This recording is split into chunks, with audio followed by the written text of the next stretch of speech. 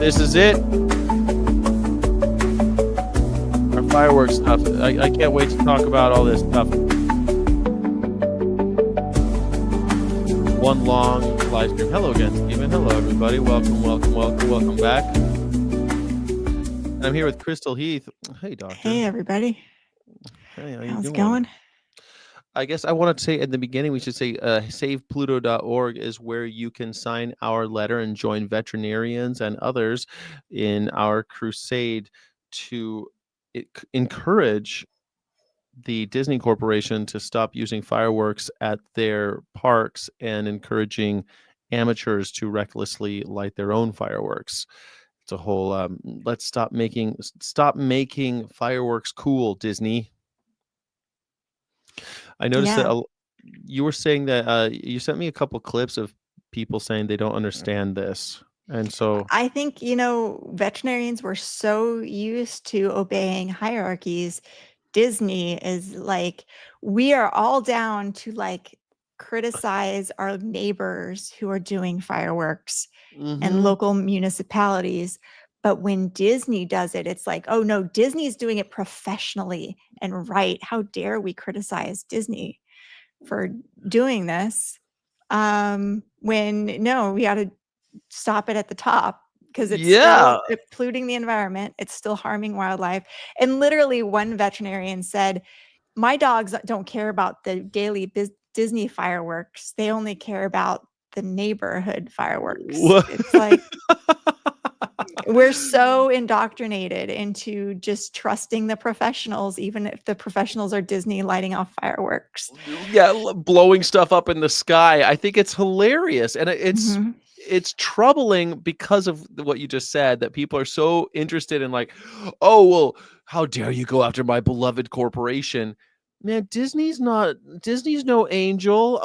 I love some Disney movies too. I'm not impervious to their wiles. I mean, I cried in the beginning of Up, but blowing stuff up and polluting our environment, full of putting heavy metals into our atmosphere, scaring animals, creating a situation where they're inspiring dummies to blow stuff up in their yards. Yeah, I think that we can hold them accountable. What's so weird to me? We're not even holding them accountable. We're just saying like, hey, please, we're asking nicely. You're right. For them to stop doing fireworks. Yeah, please read the letter. That's the other thing. I bet you those people did not read the letter. I feel like if you've got a problem with us kind of mildly calling out Disney for their fireworks displays, read the letter. Go to pluto.org, read the letter. SavePluto.org is the correct. SavePluto.org. URL. Go to SavePluto.org, read the letter. It spells it out pretty succinctly. It's pretty concise, I think. It's a very nice way of asking that, hey, excuse me, please. Sir, Mr. Disney Corporation, one of the largest corporations in the world, could you please stop blowing stuff up in the sky for us little people, the little dogs and cats? I don't know. I was a little taken aback by that.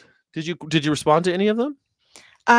Yeah, I did briefly, and just said watch the live stream and and basically gave her a little theory for why we're doing this. Did they respond back? Like, oh, I don't think they responded back. No. We are now up to 53 signers. So far, none of the signers there's one omnivore who's signed on. So thank you, the one omnivore, for representing. If you are a carnivore or an omnivore and you want to show that you care about animals too, sign on to ban fireworks. It's weird that there's only vegans and vegetarians. I don't know what that says. Maybe vegans and vegetarians are the only ones who care about animals. Yeah, it would seem. Or maybe they're the only ones who aren't afraid of companies like the Disney Corporation. Maybe that's who don't simp for the man. Yeah. Don't simp for the man. Yes. Simp. I don't use that as much as I used to. Simp for the man. I like it. I do. Well, I use a worse one these days. Oh, what's that? Can you say it on there? Yeah, I would normally only say it under duress or under extreme situations, but it's the conservatives, the conservative. You hear it all the time. You listen to conservative news and conservative talk. They say it all the time. They call people they call them cucks. Oh, okay, yeah, I heard you say that, yeah. Yeah, I said it because, like, you know what? I don't think they should be the only ones who are allowed to say it, and I know it pisses them off when you say it because if they're using it as an insult, they don't like it. It's kinda like when you call certain people snowflakes, they get upset about it, but they're such people are such snowflakes about this stuff. "How dare you? How dare you say the Disney Corporation is doing something wrong?" You Yeah, know? there's just the like, if it's a professional, like, veterinarians have just been indoctrinated to this belief. If it's a professional do it, then it's done right. But we're super angry about the woman and who hoards dogs in her backyard, or like Yeah. the Yeah. person who is lighting off fireworks in their backyard. But we're not mad at the large laboratory that's housing a bunch of beagles in the same way that some woman is hoarding dogs in her backyard, because Oh, they're doing it yeah. professionally. Because it's a Um, professional situation. yeah. That's so interesting. There was a guy that struck me. I can't remember his name right now. I want to say it was Jim something at the VMX, where the guy was talking about ventilation shutdown and other methods of depopulation. And he at the end said if it's not, and he was a professional depopulator, I guess you would Mhm. have to call him. I'm a professional depopulator. There's only one depopulator. It sounds like a horrible Schwarzenegger movie. Uh, The depopulator. That's a it's good. It would be. amazing how vegans and animal rights activists get so depressed and like, there's no meaning in this. What does it all mean? Like, I'm so Mhm. sad about the state of the world. Meanwhile, I swear to God, these people who do depopulations for a living are like the happiest people on earth. I've seen multiple of their talks and they seem so cheery and so proud of their work. So there you Yeah. go. Well, they're Just doing what you've said a man lot in of times. search of meaning. Yeah. There's some Work sort of gives Viktor man meaning. Frankl message here. Yes. Yes, exactly. Um, Victor Frank. Well, they certainly are. I don't know if they're plucky, happy go lucky, but they certainly have found meaning in doing the quote mhm, unquote difficult but necessary work, yeah. right?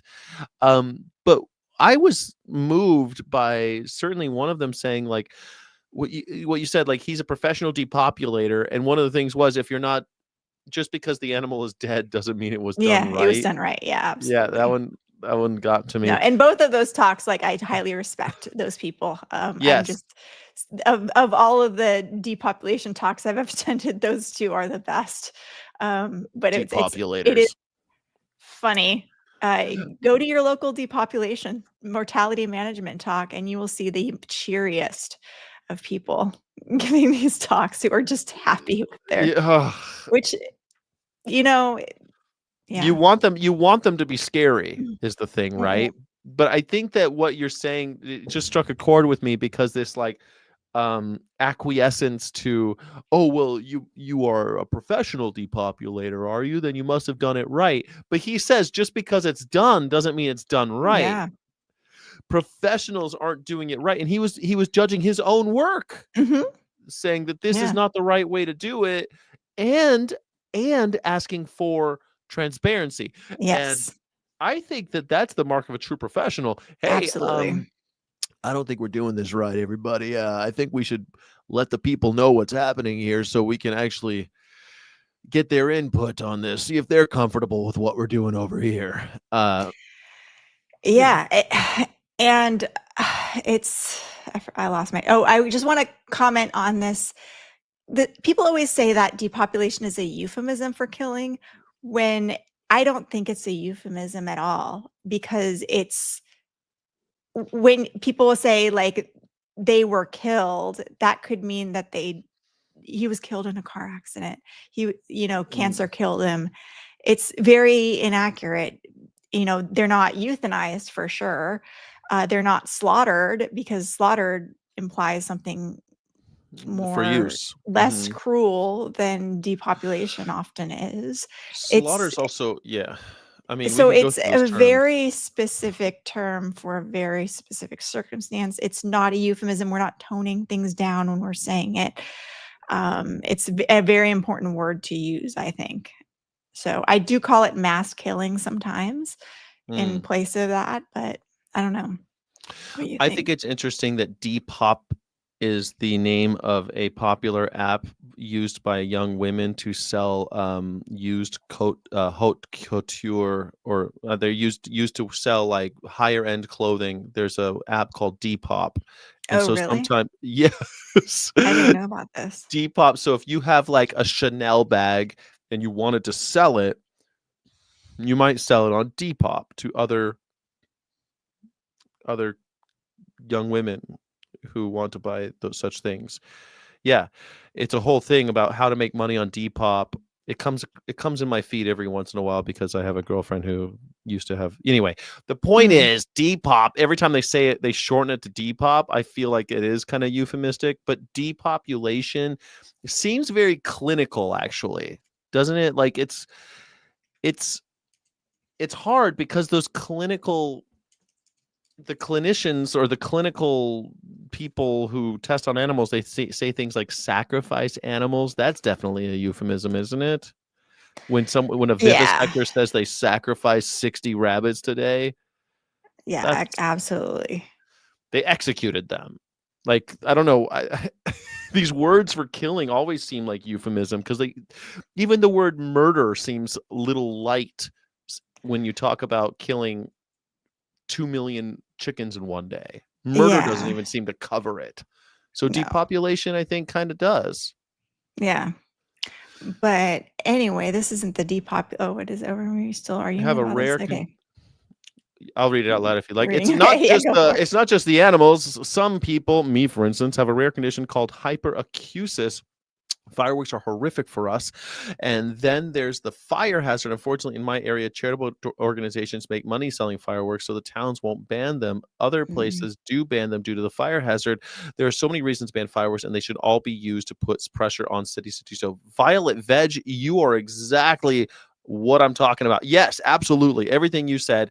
There are people who not just suffer from hyperacusis, but post-traumatic stress disorder, all sorts of things. Yeah, it's not good for people or just students who want to study. They're trying to do their homework and they got things blowing up in the sky. I don't think that's all right. I yeah. don't think it's okay. It's noise pollution. I didn't vote for this. I didn't vote to have this happen. Why are you able to go put explosives over my house that I can hear? I don't think that's okay. There's all sorts of reasons why we shouldn't have fireworks being okay. Um, and it starts at the top. I think it's weird that people are saying, I don't know, that was kind of the weirdest thing that happened about this campaign this week. And I think it does have something to do with the depopulation thing. The only reason we went on that tangent, I know this isn't the depopulation podcast, but um even people who are carrying out these things, they're saying stuff like, well, if it's, I'm a professional, I'm doing it wrong. I think it's wrong to do it this way.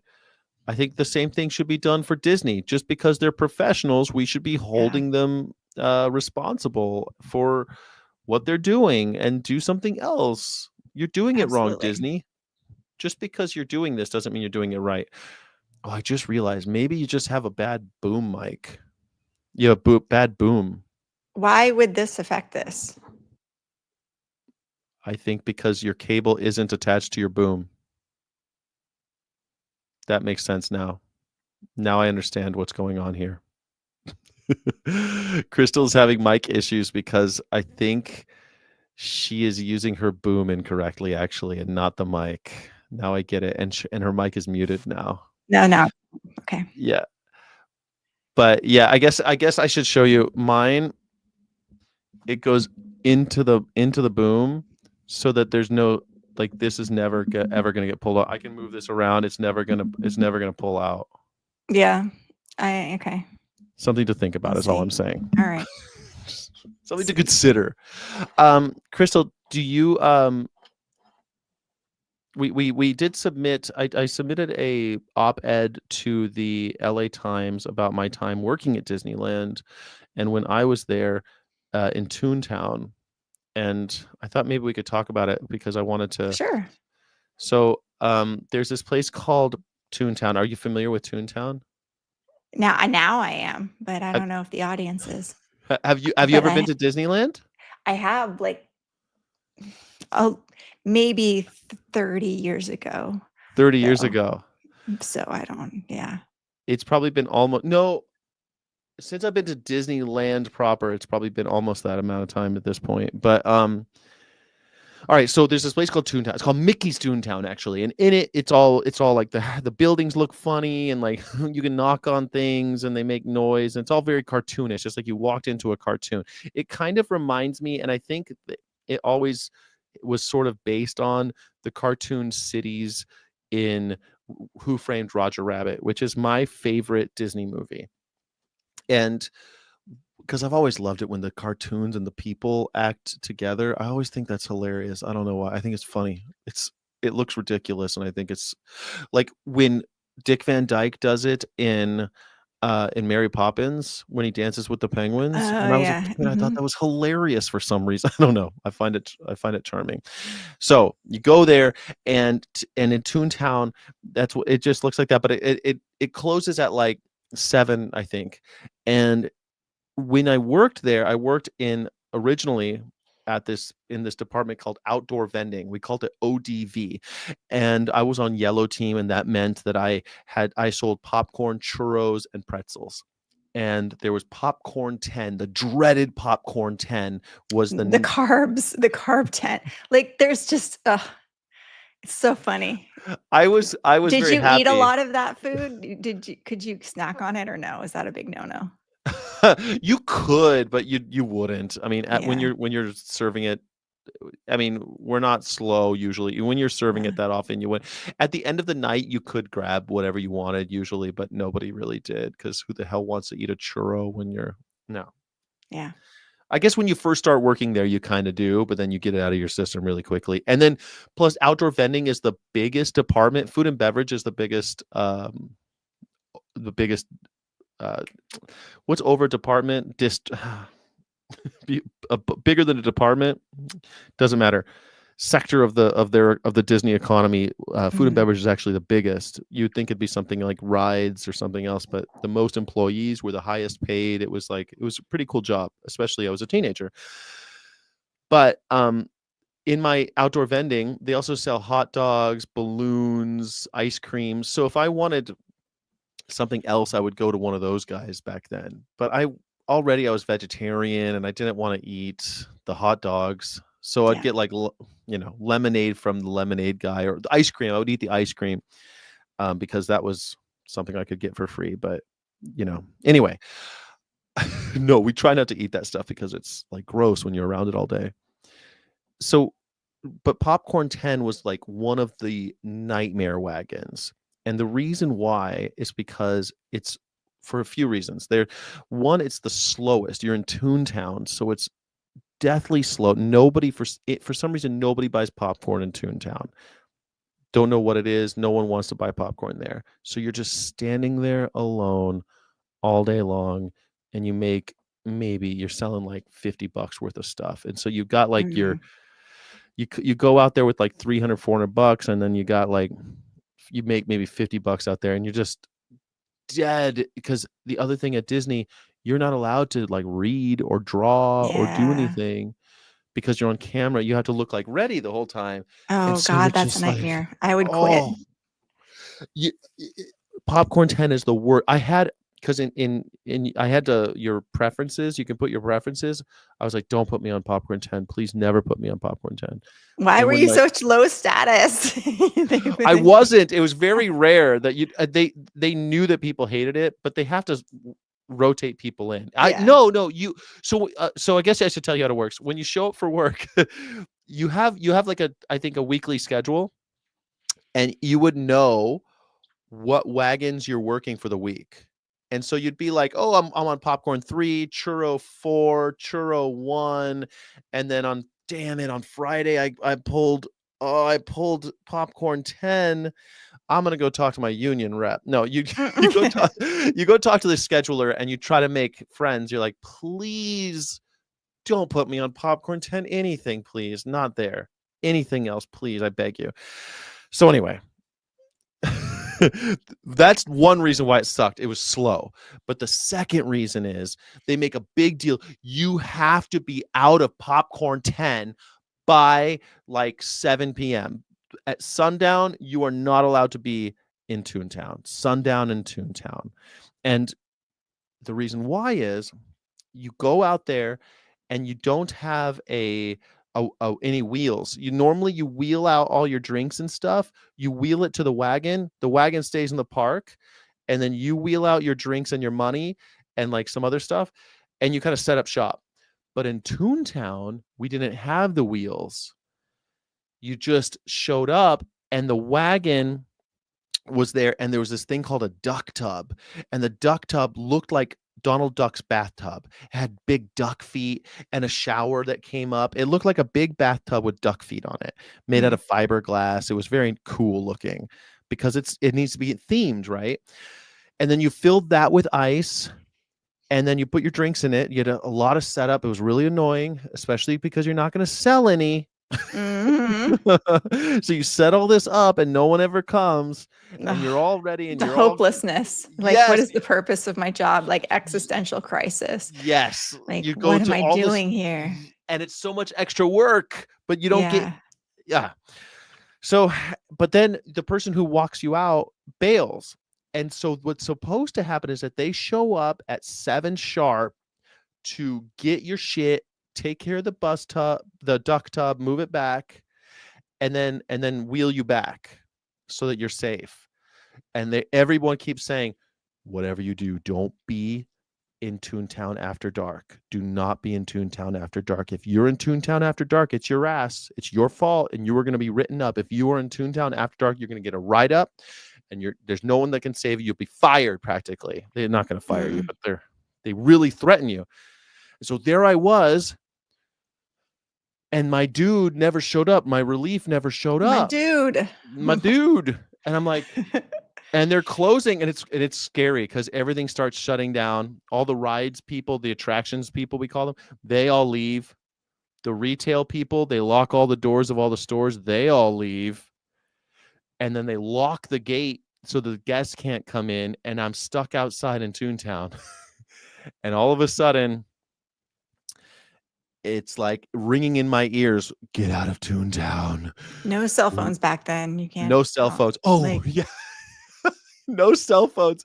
And you're supposed to, if you can, get a radio. And the people who do those sanitation people, the maintenance guys, they have radios. And so if you're ever in trouble, we're trained to grab one of those guys and get a radio, but it's closed. They're all gone. They've left. So I'm alone. I'm the only one there in Toontown, and it's spooky also.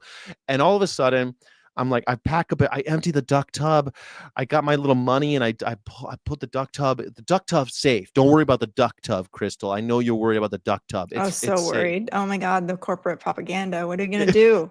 Got to make sure it's safe. That's how indoctrinated I was. I had to keep the duck tub safe. Like that was done. That was good. But then I was like, someone had abandoned a stroller, and I took all my drinks and I piled them up. I put them in a bag and I piled them up on a stroller. And then I took the popcorn, because there's so much popcorn wasted because no one bought it. So you can't throw that in the garbage. So I put that in a bag, and I put what do that they do with it that. after when it's not sold? That you could take. Some people take it home, but they mostly goes in the garbage. Oh, gotta feed the homeless or something with that, man. The tonnage of waste that Disney produces with their parks is staggering. They put out those numbers sometimes, and it's like, it's pretty shocking, because the garbage that comes out of Disney is remarkable. Yeah. Yeah. Can only imagine. And most of it's food waste. Yeah. And so we put everything in compactors, and you could smell those compactors from like pretty far. They're backstage, and you can smell them. It's pretty gross. It's where people smoke cigarettes too. It's always by the compactor.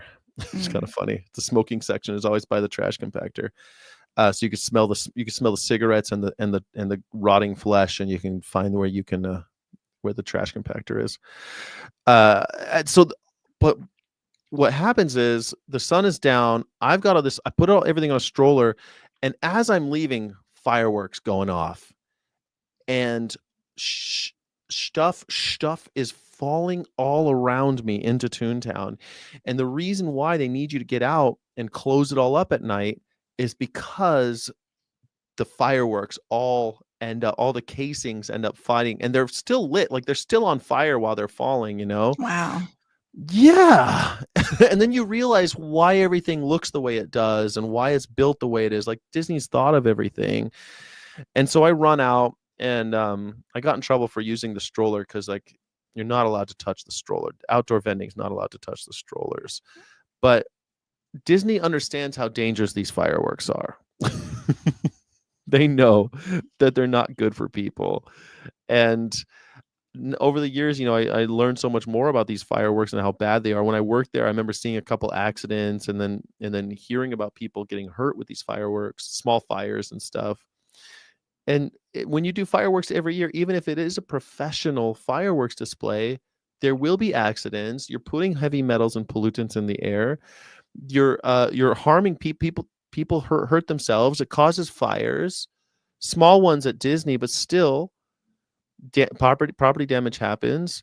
At Epcot, I read about someone got an ember in their eyeball and sued the company. They got firework Mm. embers in their eyeball at Epcot.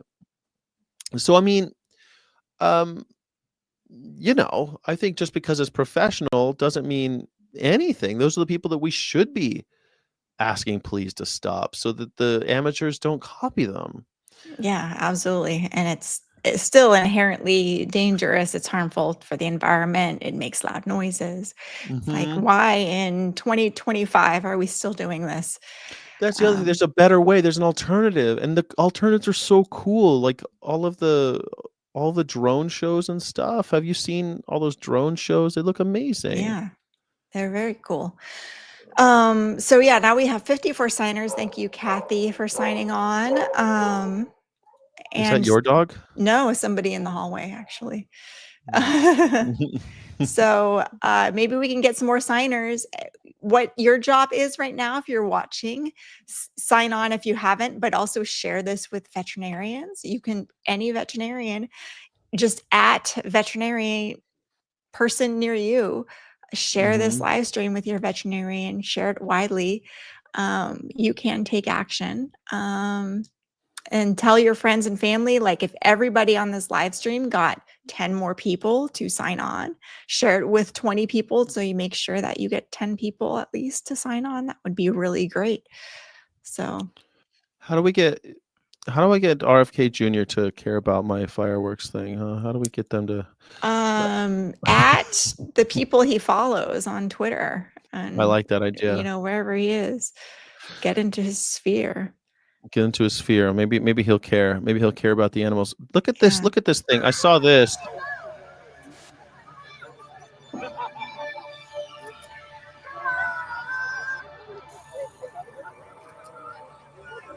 It's a Pokemon ball, right? It's a Pokeball. Yeah, yeah, yeah.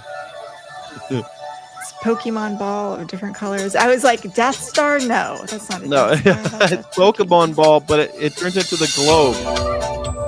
Oh. I mean, come on.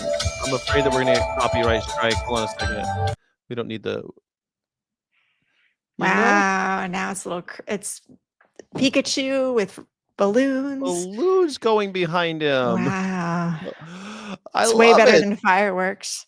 It's It's like, 100 what's it times going to better than do fireworks. next? Right. Fireworks, there's only so many things that fireworks do. This, the possibilities are endless. Endless. Look at how beautiful this is. I would be mesmerized. I went to a drone show in Colorado they were doing this at dusk. No, sorry, at dawn um hot air balloon launch. And before the hot air balloon launch, they did a drone show, and it was remarkable. It was nowhere near like this. They had probably 100 drones. This probably 1,000 drones or something. I don't know how many drones this is. But you see the lasers down below too, shooting at the sky. Yeah. Pikachu's Pikachu's Indonesia Indonesia journey. Wow. Yeah, I mean, I think we need to be doing stuff like this. This is amazeballs, says Steven. Imagine if Disney started doing this and then other places did, you know, smaller ones, just like we do with fireworks. Disney does this big display every night. Municipalities do shows in 4th of July or whatever. Maybe they could do these types of shows, some laser beams and some. Look at this, is so cool. See, the lasers are kind of the clapboards, right? The lasers just keep you attentive so you're not bored when the drones are resetting. Yeah. I don't know the names of all these. You probably know all the names, I don't you? I don't don't know. know. No, No, I don't know any either. I'm not that good, honestly. I only know Pikachu. No, I know Snorlax. That was Snorlax earlier, Mm. but I don't know all of them. We have another signer. Thank you, Cordelia, for signing on. Thank you, Can we Cordelia. get any more signers, please, people? Yeah, imagine Disney could even replicate the traditional thing somehow or just start new. Yeah, I mean, Disney could put their characters in the sky. Isn't that what Disney sells, their IP? Put your Mhm. IP in the sky. If Indonesia can do it, Jakarta can do it, we should be able to. Look at this creature, this Pokemon looks amazing. He looks Yeah. 3D. I mean, it is remarkable. And I would love to see also, I've seen ones where they Disney can do projects water screens and then projects it, so it shoots out these water screens and then projects cartoons, their own IP on the water screens. They could be doing that at the same time. They could have drones releasing water vapor and other drones doing projections. Completely doable. I should be Yeah. working. I mean, this is unbelievable to me. Gorgeous. Look at the volcanoes erupting and stuff.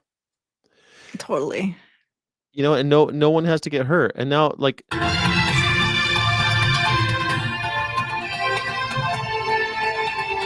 the majesty with the music and everything is still there. It's just no big bombs. Laser beam me. Yeah, laser beam me. Exactly. Give me some laser beams. Totally. Oh, there's a series called The Affair whose final season showed future fireworks. Did they boom? Did they go boom? Because I mean, I think the booming and the heavy metals being released into the atmosphere are the worst parts, right? Wow. I want to go to Jakarta now. Let's forget about New Mhm. York and go to Jakarta. Yeah, sounds fun. Do some research in Jakarta about fireworks or the future of fireworks. What's sad too is that Disney's going to do this. This is gonna happen, right? Like there's no way that they don't give it up. Yeah, just do it sooner rather than Do it later, now. please. Yeah, right. Do Do it it now. now. Obviously it's available now. You know how what's that guy who made the Avatar movies? What's his name? That guy's name's James Cameron, I think. Mm. You Mhm. know, Yeah. James Cameron doesn't like to call himself vegan. You know that? Oh, I didn't know he was He is vegan, but was he calls himself a futurevore. Ooh, yeah, that's a good one. He says that everyone is going to be eating like this in the future. Yeah. So I'm just going to do it now. Get used to it. Get Yeah. used to it because it's delicious and wonderful. There's no reason not to right now, and he doesn't subscribe to all the vegan stuff, but he is a futurevore because he is plant-based lifestyle and eater. He doesn't eat animals. I think that's awesome. He's adopted the future. I think Disney needs to be part of the future. Just bring it up Yeah. to aren't they supposed to be in the cutting edge? Disney of all places. Yeah, Seriously. this is far more magical than what they're doing. There's like Disney's old fashioned and stupid at this point compared to what they're doing over in Jakarta. Like, what is that thing? I don't even know what that is. But it looks amazing to me. Yeah. Beautiful. Yeah. Well, let's see. We're still at 55 signers. But shall we move on to other topics or Yeah, I'm always maybe ready to go. okay. Segue away. So, where should we start? We can start with actually, let me see here. So, we're trying to ban declawing in California for the 8th time. Mhm. And I think this time is going to be the winner. Um, let's share my screen Yeah, share here. it.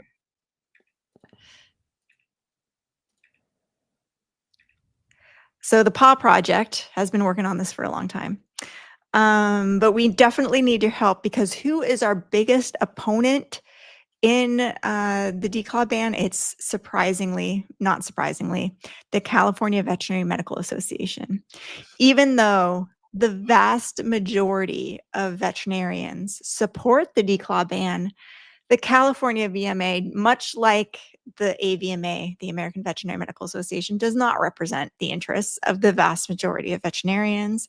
They represent the interests of a few people who are living in the olden days, Mhm. where, and a few people who are profiting still from declawing. And it's a frightening situation because some veterinarians have been misled and led to believe that if we take away our right to declaw, then this could potentially harm animals because somebody might end up giving up their cat because they can't declaw them because, oh, what if they're on blood thinners or they're immunocompromised if the cat So were they to shouldn't have so you're telling scratch them. that's the excuse. So, like, I'm immunocompromised and I have a pet cat, and Mhm. and I need to declaw the cat, and since it's To banned, prevent I it might from scratching scratching me. because I'm a Yeah. hemophiliac or something, right? Mhm. I got the hemophiles, and I'm gonna surrender the cat to a shelter instead because of that. Is that that's the fear? Yeah, that's the fear. And is that based in any fact? No, declawing has been banned in multiple places, and the Illinois VMA tried this messaging, and we wrote back in 2023 this op-ed basically debunking everything that the Illinois VMA was saying. And we say, imagine a parent bringing their child into a physician's office and requesting the doctor remove the top digit of each finger every day. People bring their cats to the veterinarian to do just that. Fortunately, the practice is becoming rare, but a new bill, which passed the Illinois House of Representatives, hopes to ban the cruel practice of declawing, blah, blah, blah. Yeah, So we're trying to do the same thing here in California. Onchiectomy is the term for it, also known as deknuckling, is a major surgical procedure that involves yeah. amputating the last bone of each cat's paws, severing the tendons, nerves, and ligaments, permanently preventing them from performing typical feline behaviors. Um, Yeah, I mean, do now I know they have those little claws, doctor. Do they have 4 claws? Do they have a little claw on the back too, don't they? It's been a long time since I looked at a cat paw. oh, cats like the dew claw? Are you talking Yeah, the about? dew claw, they got Yeah. 5, right? Well, Do it they take out the depends, dew like, you claw can too? have there are cats who are polydactyl and who Oh, the have polydactyls like the Hemingway cats. Yeah, yes, yeah. absolutely, they have many claws, They have yeah. 6, right? I mean, they can have 7 on each hand, it's a Really? lot, yeah, but usually cats have, 4 little claws on the back, And then a dew 5 claw. on the front, yeah, but yeah. So they have 4 when when they declaw, do they take 4 or they take 10? I mean, so they take 8 claws or they take 10 claws, 10 knuckles? 10 on the front there and the 4 on the back there, yeah. So they even taken the dew claw because the dew claw's back here. They declaw that one too? Yeah, because you don't want anything hanging up there, yeah. Oh my It's a gosh. little Okay, so they yeah. amputate all of their knuckles. Mhm. That's like, man, that's like 10 circumcisions, man. That's traumatic. That's a horrible thing to do to an animal. Yeah, but like all VMAs, they oppose this bill, and I know the California VMA will try to pull this act, but what the Illinois VMA said was, we oppose the bill not to protect the procedure, but to protect our profession from unnecessary and inappropriate legislative interference in exercising our medical judgment. We Mm. oppose the bill because we firmly believe that veterinary decisions should be made by those who are appropriately educated and trained to make such decisions. When we're talking about Mhm. removing an unnecessary medical, isn't a medical procedure. Like, this is outrageous. Like, and the problem is, when it's not banned, clients will sometimes value their couches, for instance, over their cats, and they'll Mhm. guilt a veterinarian into performing this procedure, or the veterinarian's boss will guilt them into performing the procedure because for just income, or like threaten to fire them. And clients will just say, well, if you won't do it, then I'll just go down the street to another veterinarian who will do it. Mhm. But we've also seen that when we ban it, it's not like there's an increase in relinquishments to the shelter. When I work in the shelter, I see commonly cats who are declawed, who are relinquished to the shelter because they now have litter box avoidance issues because of the pain in their claws. They associate that, the scratching of the litter box, with pain. And so they end up peeing outside the litter Mm. box, pooping outside the litter box, or they start biting with their teeth. And are we now going to say, like, oh, and we also have to remove their teeth as a way to prevent, Well, I mean, biting? Like, it never ends. they do that to pigs, right? They take out their little tusks Little and needle teeth, yeah. Mhm. So it's kind of, it's outrageous. Um, Choosing couch over cat seems bizarre to me anyway. I mean, why I got I know the AVMA. Sometimes I don't. but there's ways to also protect your couch. Like, there's the soft paws you can put on the cat's claws. There's Yeah. training techniques you can give them, other things to scratch on that are highly more desirable to scratch on than your couch. So, True. I mean, infants put their fingers into power outlets and stuff. Should we cut their knuckles off? yeah, no. No, we wouldn't do that. We childproof the home, right? Isn't that the idea? So Yeah. why do you think the AVMA is really doing? I mean, the This AVMA. I don't. California Veterinary Medical Association, why are they opposing this? Yeah, I don't believe what they're saying. I don't believe the company line. What's the They real? they What's the don't real? want any intrusion onto their power, and it's an ego thing too. Here, let Mm. me go back to this presentation here. Stop screen. Yeah, Present. scratching post. Doesn't every cat person have a scratching post? Man, I gotta. It's really hard for me to this cat stuff, Crystal, because I always want to. I feel like it's something I have to mention. Maybe people should stop having small animals Oh, in what do their you want to homes, do with all like the unwanted animals out there who don't have homes? Like, a lot of sanctuary. us who have cats, we don't go out and seek cats. Most cats are, distributed through the cat distribution system, where it's like they just show up on your doorstep Is that usually. the And should God wanted me to have this cat? exactly. And are you saying anybody who finds a cat should just then relinquish the cat to some sanctuary that does Yeah, not currently exist somewhere? maybe I am. Maybe I am. Maybe it will. Maybe it would end up with fewer animals being mistreated Well, because this is how people treat their animals. They cut their knuckles off. well, not all people do that, just like, not all people abuse their children, just most people do. And we're not exactly taking away people's rights to have children. So Well, I, yeah, that is an interesting thing. I mean, there's this what we do in our species doesn't necessarily mean we have to involve some other species that did nothing. Like it's not well, their fault that's that we're so speciesist. horrible.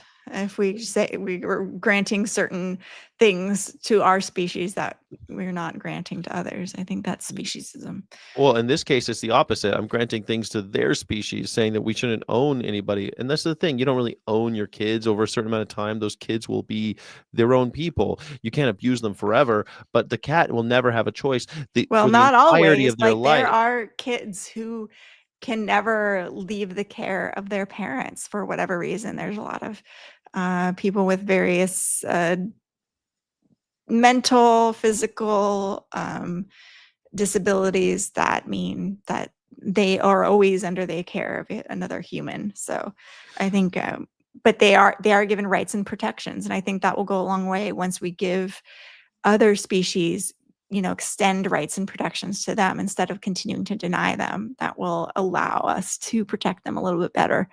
Maybe if animals had personhood, we wouldn't have this issue anyway. But in the meantime, maybe we should just stop allowing people to have animals in their homes. I mean, like when I was a kid, people didn't have a In the bunch of. meantime, let's stop people from allowing animals in their homes.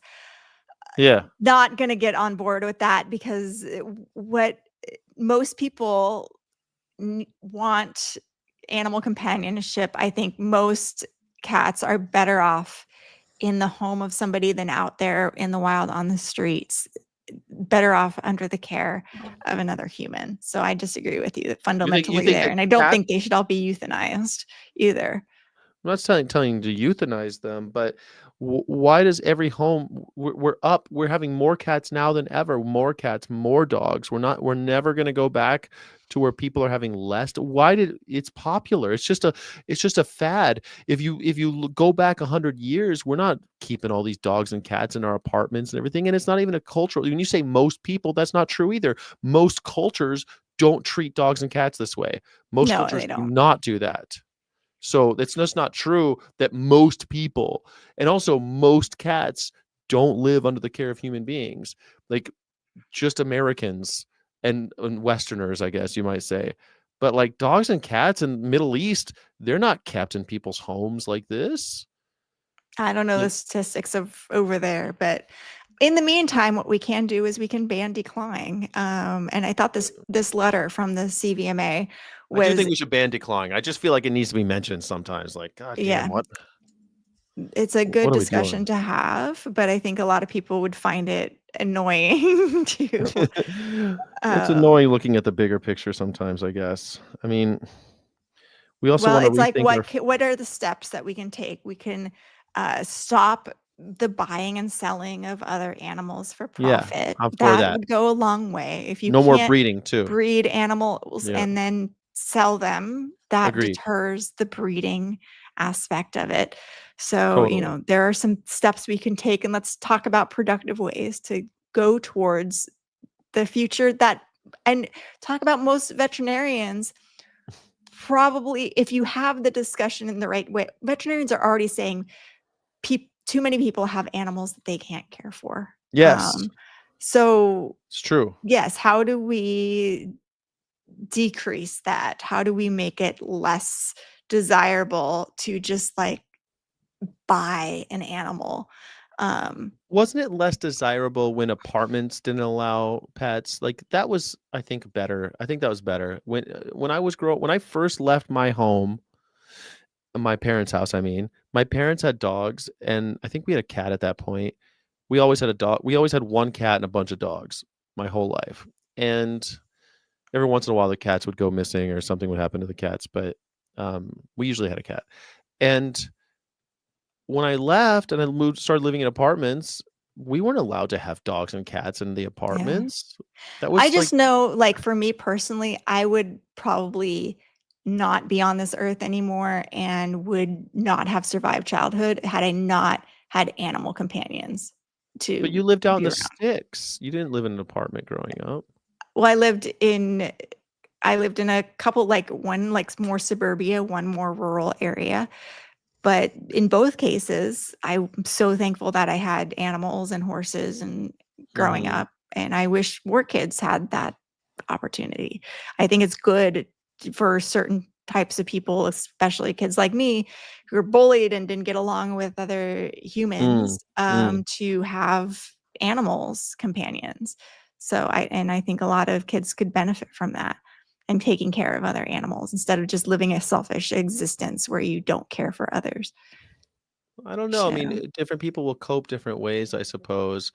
And I guess, animal companionship definitely can help. But what's the animal got to do with it? It's not the animal's fault your parents were jerks. It's not the animal's fault but that. the animal is benefiting from that companionship too. I don't think that they're being hurt in any way. And it's animals, But they by are their being hurt. A lot of them are. nature. A lot of them are declawed, a lot of them are debarked, a lot I of know, them and we are can mitigate those things that are hurting them. But even in the wild, if you go out in the nature, like coyotes come to up to humans, raccoons, interact with humans. Like it's a natural thing for different species to come together. But anyway, we can talk is that about declawing here and what the CVMA says, what their arguments are. mhm, Uh, and they claim in this is from back in 2021, representing over 7,800 veterinarians and registered veterinary technicians and veterinary students, which they're not representing us in mm, this position. This bill would prohibit blah, blah, blah. The CVMA has several significant concerns with the measure. Would, for the first time in history of California veterinary profession, broadly prohibit a medical procedure. This is not a medical procedure, and thus permanently memorialize into the Veterinary Medicine Practice Act the tenet that clinical decision making is no longer safeguarded to licensed veterinarians in accordance with their knowledge, expertise, and medical judgment. In veterinary medicine, animal owners must be able to procure clinical care through trusted, circumstance-specific consultation with their veterinarians. This is the mm, basis of the veterinary client-patient relationship, which serves as the cornerstone of good practice and standards in the veterinary profession. The VCPR is written into California law, blah, blah. The CVMA's second concern is that the bill declares that a veterinarian performing a specific medical procedure within the veterinary scope of practice would be guilty of unprofessional conduct, while the mm, bill provides exceptions for certain strictly circumcised. It's a lot like circumscribed circumcision. purposes defined as therapeutic. Those exceptions ignore situations such as medical challenges of consumers who wish to own a cat but cannot risk being injured by a scratch. What about a bite when that cat can no longer scratch?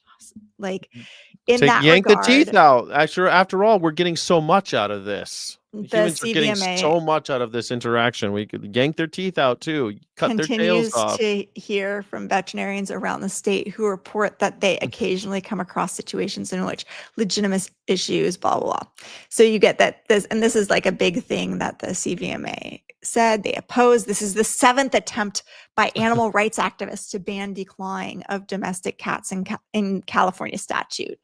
The CVMA is opposed to this action because the decision to perform this procedure should be left up to veterinarians on a case-by-case basis through careful consideration of circumstances and following extensive client consultation pursuant to a veterinary client-patient I relationship. feel like vets are losing so much credibility when they do this Yeah, stuff. So much. Like, how can you trust a vet? It's just like, it's hard to trust vets who eat animals. It's already a difficulty. Now I'm supposed to trust a vet who thinks declawing is okay. Like, most vets won't even do it. I mean, yeah. am And I, it's am I, sad because most vets are supportive of the declaw ban. And the CVMA even sent out this poll to veterinarians asking of their opinion on this. If asked, would you perform a surgical declawing procedure for mhm, non-therapeutic purposes? And I said, no.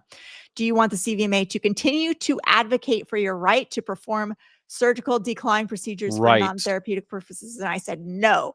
Like, that's a leading Yes, you're question right too, to and I yeah. said, "No." And then I asked them, like, "Can you send me the results of this poll?" They never sent out the results. They never shared the results of this poll publicly because Wonder I why. think the vast Uh-huh. majority of vets were like, "No, stop protecting my right to declaw cats. I don't want this, right?" And it really does diminish the credibility of the entire profession or the name veterinarian when I see stuff like this. It really does. It really does paint them in a horrible light, Yeah. you know? Because it does make me feel like they're really my worst imagination when it comes to the ownership of animals and how the vets seem to be in cahoots. Because like my worst imagination is this: veterinarians are doing this because they like having the patients. I know that's not true because you've told me many times that vets are usually turning away customers. We don't want more people owning Yeah. animals because we have too many animals we have to care for. But it always seems like it's God, even when you read that, it makes me feel like they're just doing it because to justify their jobs, to give them more stuff to do. They're making money off of declaw procedures. It seems like a money thing. Yeah, How it's I think there's a few vets who like literally do declawing like I do high quality, high volume spay neuter.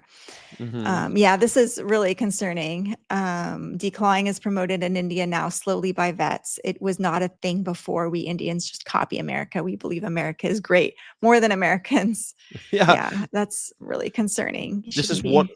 this is my main concern with the ownership of animals, full stop. I don't think that we should be doing it, and it's not a natural thing for different species to own one another. No other species does it in a wild situation. No wild animal has another wild animal as a pet.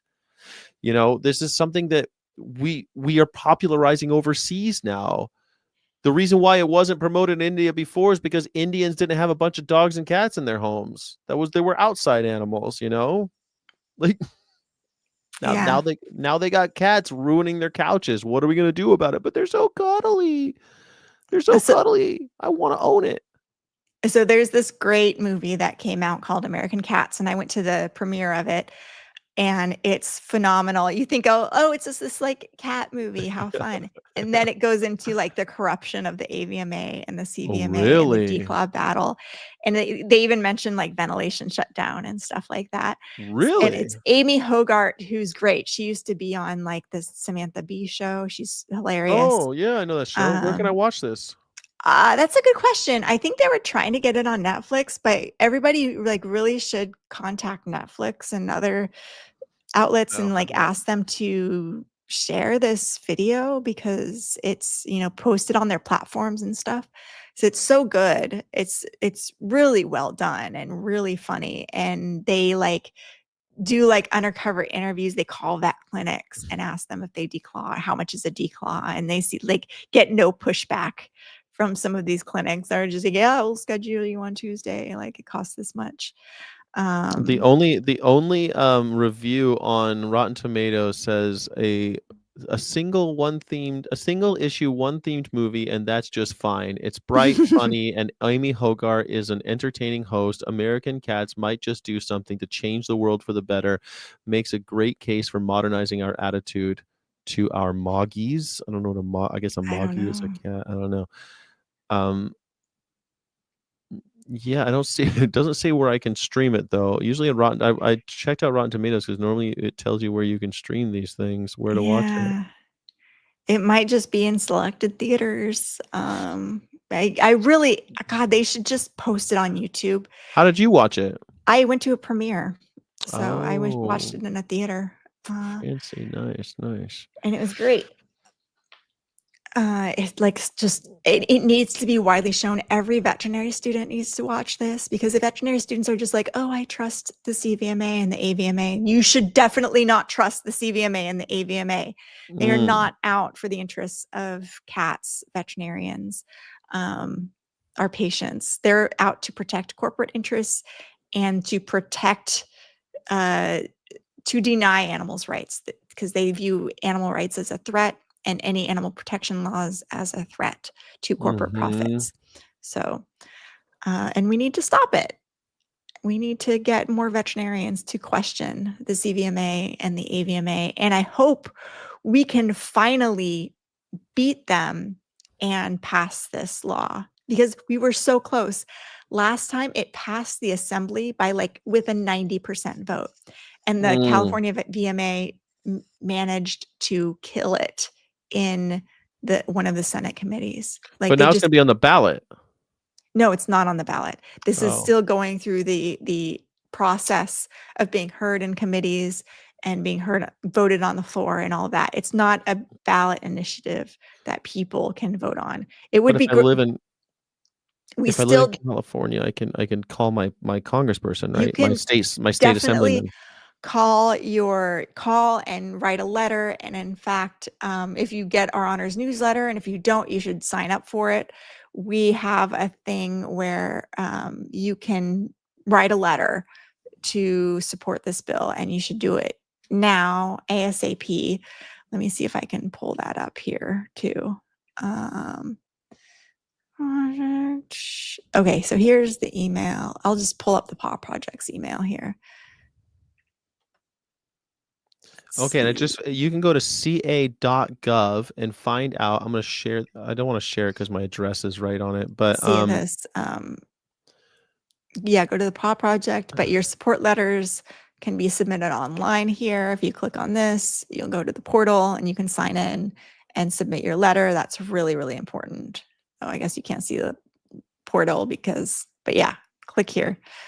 And then they even have like a sample letter for you to draft. And maybe I'll just put this in the chat here for you all to see. Mm-hmm. So do that right now.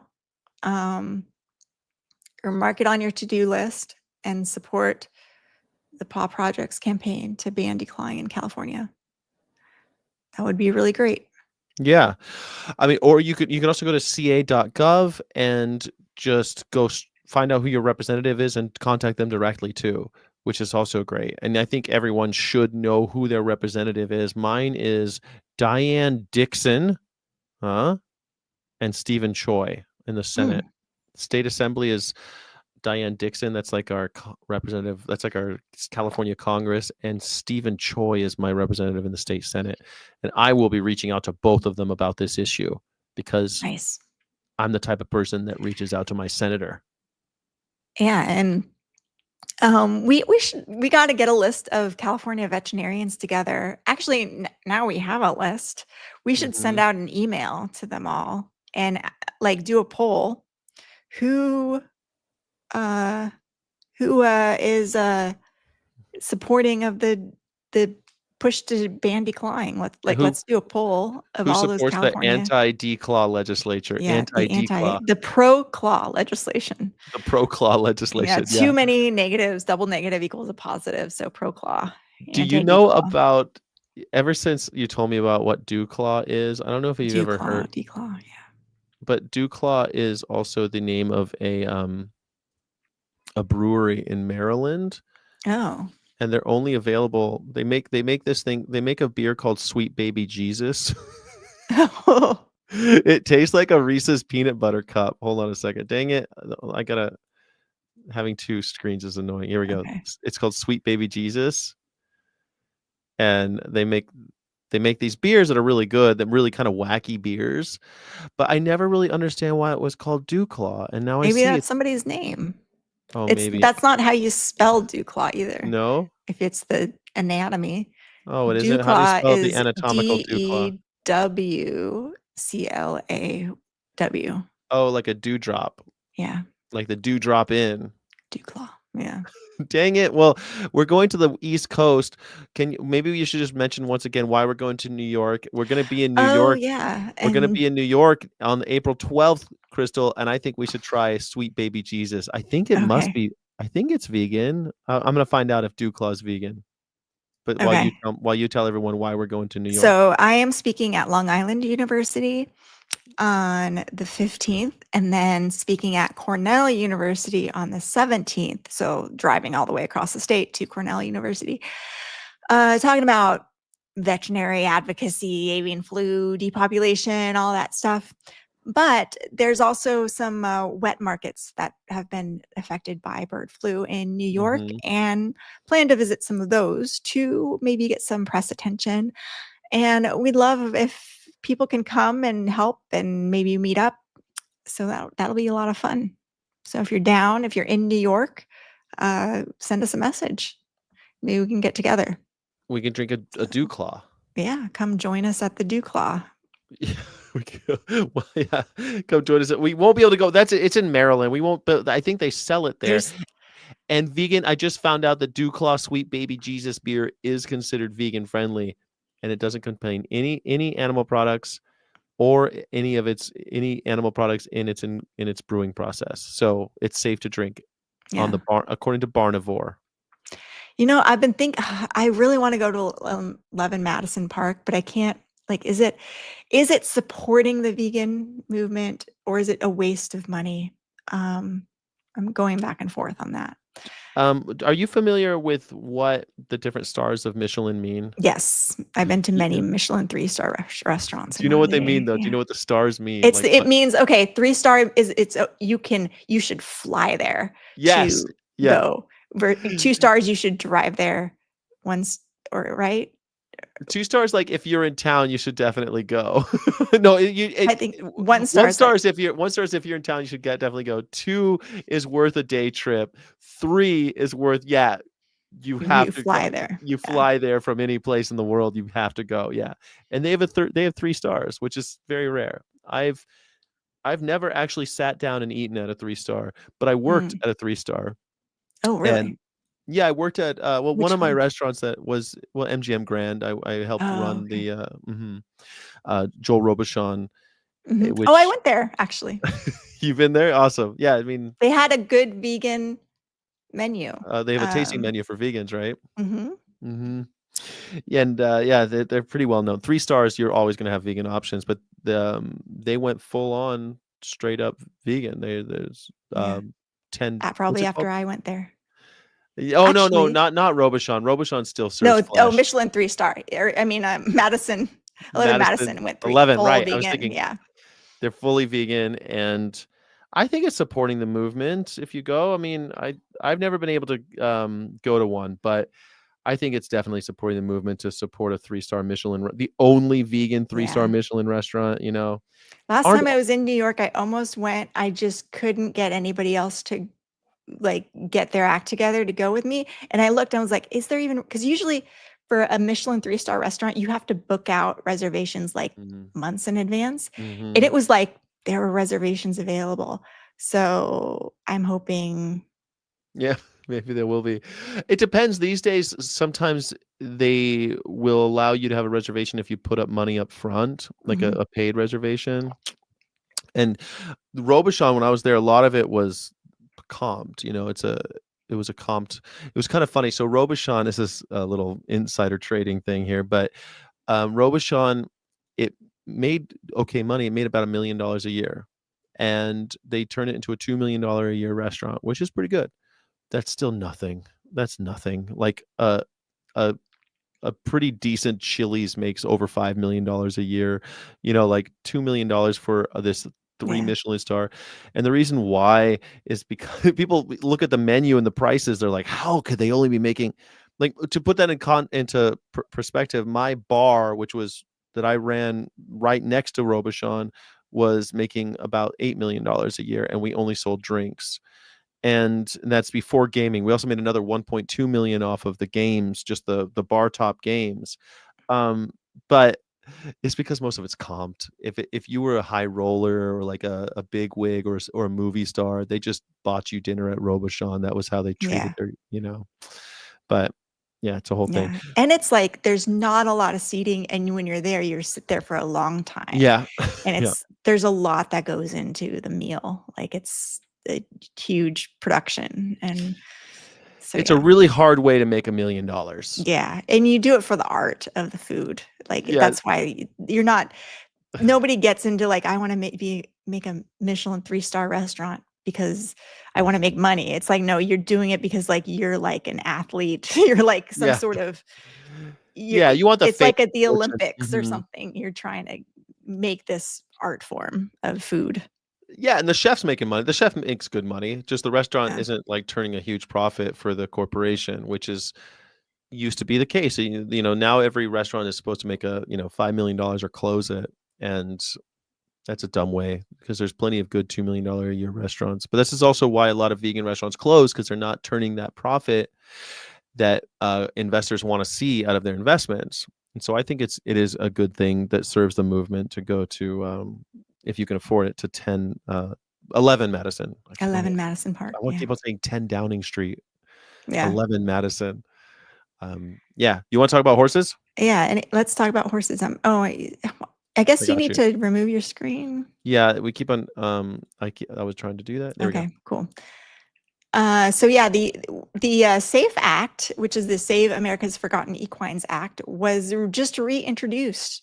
So House Bill 1661, Representatives Vern Buchanan from our Florida and Jan Schakowsky, Democrat Mhm. from Illinois, joined by 102 original co-sponsors. This is also Senate Bill 775, Senator Bipartisan bill.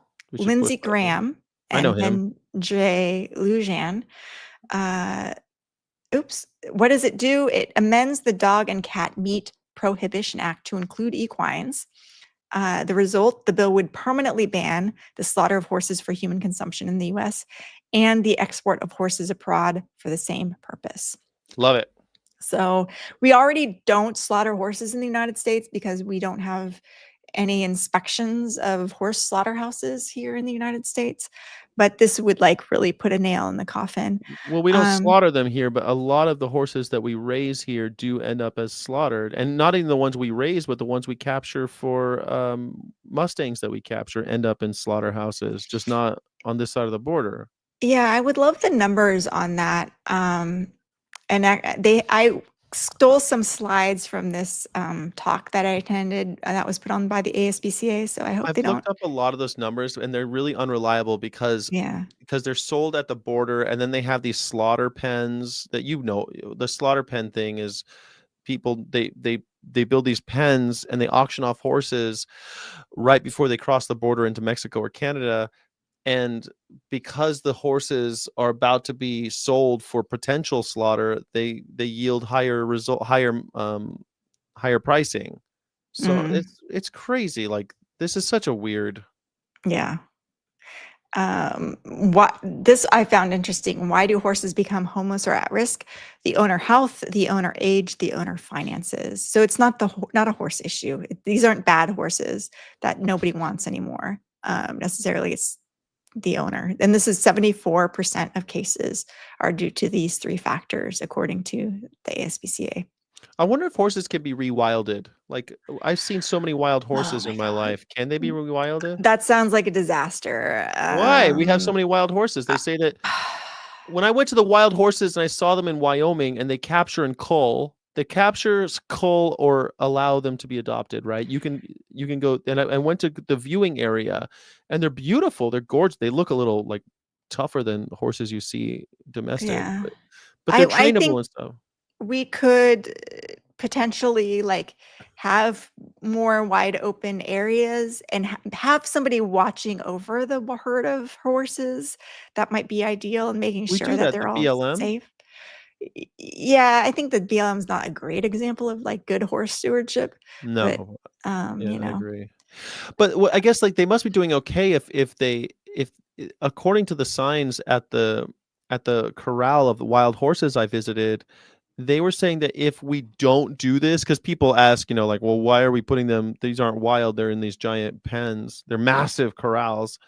Um, they said that if we allow them to just live wild and without management, that they'll double in size every 4 years.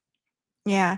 I mean, that's not exactly, it doesn't exactly mean that they're living good lives or long lives and they're not suffering. Just because a horse can reproduce and have a foal who maybe also makes it to a reproduction age does not mean that they're also not dying a horrible death, later on, in a few years. So there's high rates of laminitis out there in the wild. Nobody's checking on their teeth and their hooves, and so I think it's a rough life for them, even if they are reproducing.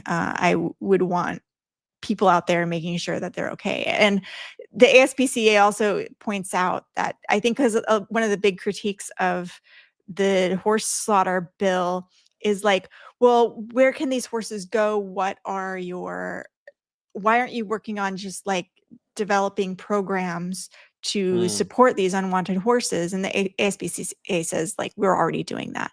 We already give like $1 million to fund rescue and adoption and all of this. And there's 60 plus adoption partners worldwide, and there's all of these mhm. adoption places. But the problem is, while this horse slaughter pipeline still exists, while so these horses are often end up sold at these auctions, and kill buyers end up outbidding the Yeah. rescues. So this increases the cost of rescue for the rescues. Mm. So that's a big problem. And there's already 1,200, almost 1,300 shelters and rescues nationwide. And Okay, can we go so back? I feel like all right. you've said many times about how, like, well, we should just allow animals to live their lives and not interfere. That's just evolution going. I mean, isn't that the same? Can't the truth still be about these Mustangs in the Pacific Northwest and in the Midwest and the West? I mean, we have so many wild horse herds that are thriving to some. I mean, I'm sure they die wild. Wild deaths are usually pretty gruesome, but damn, they're they're doing okay. I mean, there's a Are lot of they? I horses. wanna be out there and see them for myself and I study mean, them for months before I can make that determination on our if last they're podcast, okay. you looked up a thing on. You said that 1/3 of humans are dying of chronic diseases or Yeah. carrying some kind of or suffering.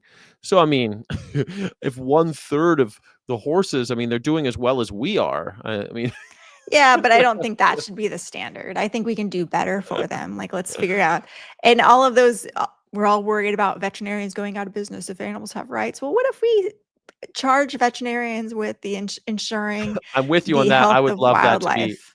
I would Yeah. love that to be a vet. Like when I was in college, I knew so many people who wanted to be. Not so many, I shouldn't say it like that, but I knew a lot of people who were studying to be vets, and they were in microcell biology or whatever, like the pre-med areas of pre-animal stuff, and in when I was in community college and then at university. And a lot of them wanted to be wildlife vets or marine biologists or Yeah. marine vets. I mean, there's such a We all draw. love to take care of animals in the wild. Like, that's Humans with human love you. nature. Yeah. Totally, yeah. I'd be, if people want to answer that calling and care for animals, that sounds great to me. But owning them seems to be the original sin when it comes to us and animals. Like, look at this. The Rayapan Cyril Roy says that the PhD he does the PhD thesis on this. Here, horses come from the USA to Canada and Mexico and get slaughtered there. Like, this is again, like, I don't know. As soon Yeah. as it's every time we interfere, we seem to do such horrible things. Every time we exploit for profit, when profit gets involved and yeah, it I becomes a wonder. problem. So the wild horses that the BLM are corralling, I don't imagine they're doing it for profit, because you can adopt them for free. You can walk on, like, I could have left with a horse that day. You can just go and grab one. Yeah, but the people who grab them are then Yeah. thinking, "Ah, I'm gonna sell this one to slaughter, I'm gonna make a profit off of this somehow."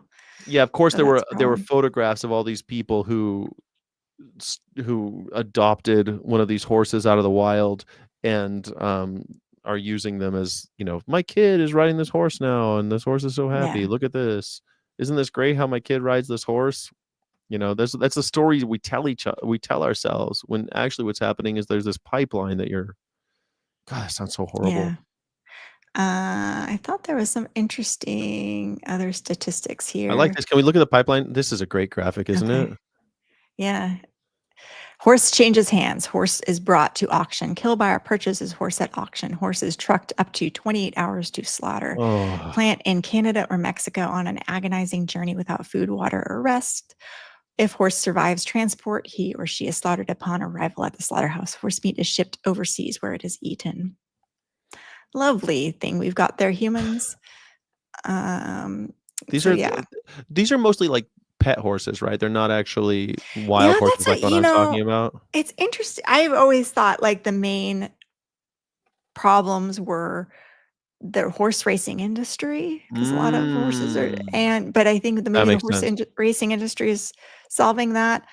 And then I thought the AQHA, a lot of these are quarter horses, the Mhm. rodeo industry, those types of things. But it looks like just regular folks who fall on hard times or get old or whatever. And I could see that too. What happens to all of these animals after their people get old and can no longer take care of themselves? Or Like not that. even, like, I know my parents had a horse when I was born, and they sold the horse when I was born. They were like, "Well, we have a kid now, and Yeah. can't ride the horse. Like, we can't take care for the horse. They weren't rich. So, and I heard about it my whole life. They said they should have chose the horse over me. Most were quarter horses. Okay. Yeah. That's what. And I see a lot. for Mhm. everyone who doesn't know what a quarter horse, that's kind of like your Western style horse, right? Not Yeah. a non-Arabian horse, basically, right? Yeah, non-thoroughbred. They got their Non-thoroughbred. name quarter horse because they're actually descendants from thoroughbreds, Yeah. but they were bred specifically to be the fastest over quarter mile. So they're very bulky, like they're kind of sprinters. They're kind of You're tougher. They're like yeah, kind of sturdier horses. The kind that cowboys ride in the movies are all quarter yeah, horses. and they're like just the most gentle horses, the easiest. The they're very easy to ride, easy to get along with. Maybe they have that hybrid. What'd you call it? Hybrid vitality? Hybrid robust? Hybrid vigor, no, I don't think Hybrid there's any hybrid hybrid vigor. vigor there. They got hybrid vigor. Yeah, Yeah. but yeah, so what, we're trying to get Mustangs are more. quarter This horses. is very similar to the declaw situation because who's our major opponent trying to stop this bill? Is it the It AVMA is again? the AVMA and Oh, the why does the American AVMA wanna Association kill of horses? Equine Practitioners. Well, same thing. They just believe that this is a necessary part of the horse industry, and it's like if horses weren't able to be sent to slaughter, who knows what might happen to them? They might become abused or Mhm. neglected or unwanted. And it's just, again, faulty arguments that don't look at the facts. And I still see a lot of people repeat these same, they're like the thought stopping cliches, the mantras that we're Mm. taught that, of it. It's horrible, but there must be some reason why the AVMA is opposing this bill because they are worried, like what might happen if a horse goes unwanted. They're just going to starve to death. Like, no, we should. There are programs available for them. This is Yeah, there are programs, and I gotta say, and they also seem to be doing fine, a lot of them out there, man. I've been out there, I've seen lots of wild horses, they seem really good out there. I don't yeah. know, they're doing great without it. Morgan horses, though, I actually know because my last name's Morgan. Justin Uh, Morgan uh-huh. was the first American breed. Someone brings up the Morgan Yeah. horse. They're the first breed in America. They're kinda like the revolutionary horse, Morgan horse. That was a descendant of the Arabian, right? Arabian then became the Morgan. Mhm. The story, Justin Morgan had a horse. There was a Yeah, movie, yeah. and he was best, won like a competition pulling really heavy things, right? Right, he was Beating like the first draft American horses draft horse. Yeah, and mhm. running, most versatile, running really fast too. You could take a Morgan horse across the plains, but you can also, once you got there, use the horse as a plow dragger. It was like Hmm. a one of those workhorse, the true American workhorse. It became a symbol of the American ideals of work for everything, work for your food, work your way through. I Yeah, love it when growing in their winter coats because it's usually fluffy. Yeah, there are some yeah. fluffy horses, aren't there? Yeah. Fluffy horses, indeed. Cargill responsible for this horse thing? I don't know. I don't I don't think so. know. Cargill, yeah. Oh, you read the book Justin Morgan Had a Horse. That's a fun. Yeah. He was like a revolutionary, wasn't he? Yeah. So we are trying to set the record straight with the veterinarians and debunk a lot of the AVMA, American Association of Equine Practitioners, myths regarding horse slaughter and encouraging veterinarians to sign on to the ASPCA's letter. Because we need a big group of veterinarians who are in support of this. So share this with your veterinarian. Let me see if I can pull up the ASPCA's letter here. I'll post it in the chat. Woolly horses. Well, they got woolly mice. Maybe they can just make woolly horses now too. We can just transgenic mice, transgenic horses.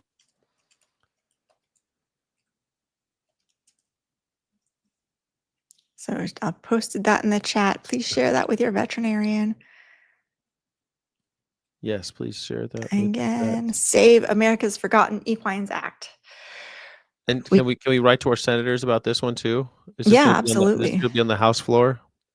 I don't know what the plan is, what the timetable is, but we'll be in touch with the ASPCA. Maybe they'll come on to this live stream and talk about the bill too. And I would love to have a debate with, or a discussion. I don't debate, I discuss with. Me too. I like conversations more than Yeah, debates. like we're not here to win. We're just here to like, let's get all of the facts out. Let's, Let's both away from it evaluate the data. having been enriched. Hmm. Yes. Absolutely. So if anybody thinks like, oh, this is a danger, like we must stop this bill, like come on and talk to us. Yeah, tell me why. And I'd we'll love to know hear why you you think that. out. Anybody who represents the American Association of Equine Practitioners and the American Association of Veterinary Medical Association, come on and talk to us. I And love it. anybody who wants to stop the declaw bill, like talk to us. Let's have a discussion about it. Yeah, I'd love to know why you think that we should not ban declawing. I'd love to know that too. In California, you think that we would have done it already. Seventh time's a charm, Crystal. You know, Do you think we're going to win this time? I think so, because we got another state, Massachusetts, just banned it, even though the Massachusetts VMA did not support the ban because they're living in the dark ages too. Mm-hmm. So I think the more these legislators are recognizing that these VMAs do not actually represent veterinarians, and they're hearing from the veterinarians themselves, I think that really makes a difference. So we have to encourage veterinarians. You have to like share this information with your veterinarian, let them know, because they just get this glut of information from their VMAs and they're still not hearing this stuff from us. So Mm-hmm. you need to talk to your veterinarians about this and share this information with them and encourage them to sign on to support the declaw ban and sign on to this letter to support the SAFE Act. And sign I up love for our it. newsletters so that they know how to take action in the future. Yeah, I mean, that's always what it is trying to get people to take action, right? I mean, I can't wait actually once we sign off. I'm going to write an email to both Stephen Choi and my assemblyman Diane Dixon. And I'm just going to tell them that I support the declaw ban and I need them to vote that way since they represent me. That neither of them will be in the SAFE Act, but like Kim, her name is Miss Kim. She's going to be getting a letter from me about this. My representative in the House in DC. I'm gonna write her. People need to Mhm. start doing that. If you don't do anything, then what the hell? Like I that's one of the things that I just want to hammer through with all we do all these live streams, and I know we're trying to demystify processes and inform people, but we need to empower you, the viewer, to actually do something about it. If you're American right now, you need to be looking up who your representative is in the House, who your senator is in the Senate. The Senate's easy. The House is always you got to look it up. But Yeah. write them an email. It takes you no time. They have a thing. They have and they usually even have a thing to click if you want a response, and they'll respond to you. They'll tell you what they, thank you for reaching out, at least. And if that doesn't, call them. I've called my senators and congress people over the It years. makes a difference. Calling is the best thing you can do.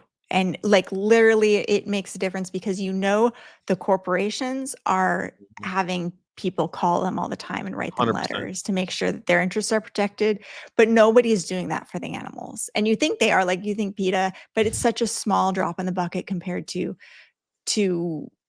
what the corporations are doing, what the VMAs are doing. Like they have people lobbying. They pay a lobbyist.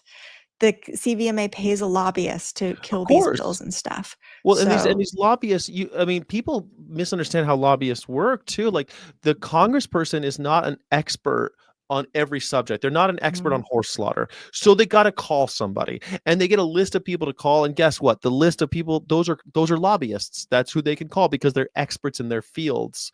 And so they call them and ask for information. And that's all the information they're going to get unless you are also fighting.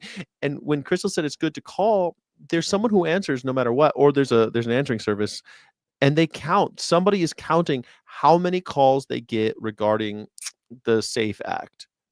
And maybe it's none today. Maybe it's 0 today. But if it's 1, that's a good start. Maybe it's Yeah. 50, you know? Then you need to they are tallying these things up. That's why email's really easy. I really recommend it, but calling's always the best, yeah, because they're gonna listen And to your if you voice. write an email, also consider publishing it as a letter to the editor in your local paper or an Mm. op-ed, using it as fodder for an op-ed. Post it on social media. Like, you don't just have to have the email disappear into the void. Like, let's put it out there too. Yeah, Yeah. I always share it on my when I email them, I put it on my YouTube post. Now anyone on YouTube or Twitter, share those emails as a post. I emailed and just say, "I emailed my person today. Here's what I Mhm. wrote." And it could be just a couple sentences, something it could be as long as a tweet sometimes. And guess what? You might inspire somebody else, and that is Yeah. tremendous. Someone wrote that one of my videos was inspiring, and I felt so touched by that. When someone says, "Hey, I watched your video and I That's was awesome. inspired." I felt, yeah, that was one of the greatest compliments I've gotten in a while, that they watched one of my videos and felt inspired to do activism, and I went, that I was walking on air. I was on cloud 9. Mhm. I was employing cliches to describe how I felt. Totally. Rayapan, I hope I'm saying your name correctly. I love Ray, I'm guessing Right. people call you, huh? Ray, the owner or manager of the slaughter plant visited when I was there in Quebec slaughter plant. He came out of his car with his whole face covered. Ugh, only can see his eyes. It was so strange. Weird. Oh, man, just, covered in blood. I was thinking covered like a Oh, whole face covered. Oh, like, covered with like he wore a mask so a no one could see that mask? he was a Okay. horse killer. Oh, wow. That's what I'm imagining. Maybe covered in blood. Ugh. Ugh. No, I'm guessing he had like the Kanye mask on, like the total blackout mask, so no one could see his identity. Yeah. Yeah. Gosh, to be, like, not proud of your work. That's what Mhm. we're employing people in jobs that they're not proud of, that they're embarrassed by, that they have to keep from the public. It's not Yeah. good. I saw Steven Short today about something that happened with a dog abuse. You know, make a short about yourself writing your congressperson, make a short. Hey, I just wrote my congressperson about this act. Please also, like, remember the ALS white ice bucket challenge, how that caught on? Yeah, Imagine if there was something about the horse slaughter. We could actually make that viral. I can't believe it isn't. Most people don't even know that there's such a thing as the SAFE Act. I I know didn't know about it until Crystal told me. we gotta get it out there more. It's wild, and, I Everyone needs a Crystal.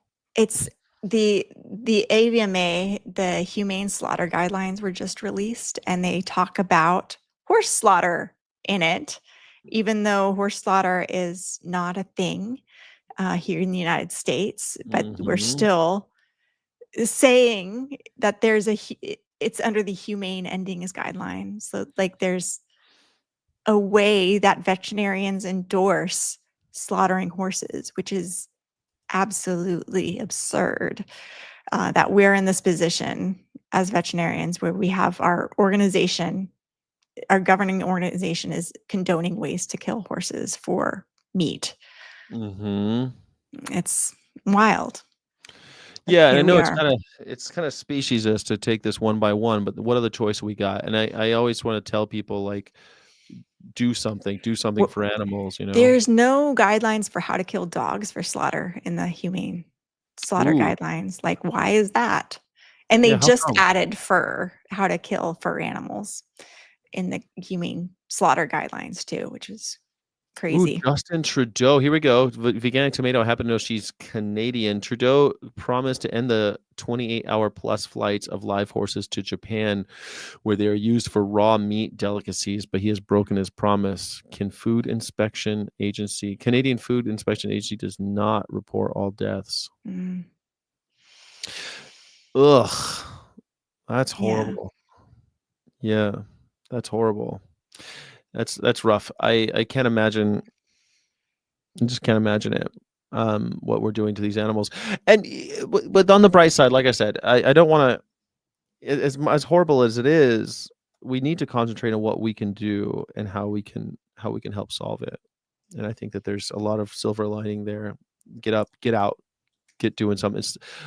Don't burn a Tesla today. Instead, fight for horses. Talk to your veterinarian about this. Yeah. Um, You're acting like everyone has a veterinarian. Does everybody have a talk to veterinarian? a random veterinarian on the internet about this. I like Like, that idea. bug a random veterinarian Harass on the internet. vets. Thank you for watching our live stream about animal advocacy. Please go out and harass veterinarians. No, we're not asking anybody to, because that's not effective communication. No, but can I Start. ask you a question about veterinarians before we move on to the Uh-huh. next thing? So when you're a high quality, high volume spay and neuter vet, hmm but have you ever been like one of the vets that works on small animals in like a veterinary clinic, like a veterinary Yeah. office? Like You your have? standard. Yeah, I have done that too. Like what people imagine when they think about vets, you've done that. Yeah.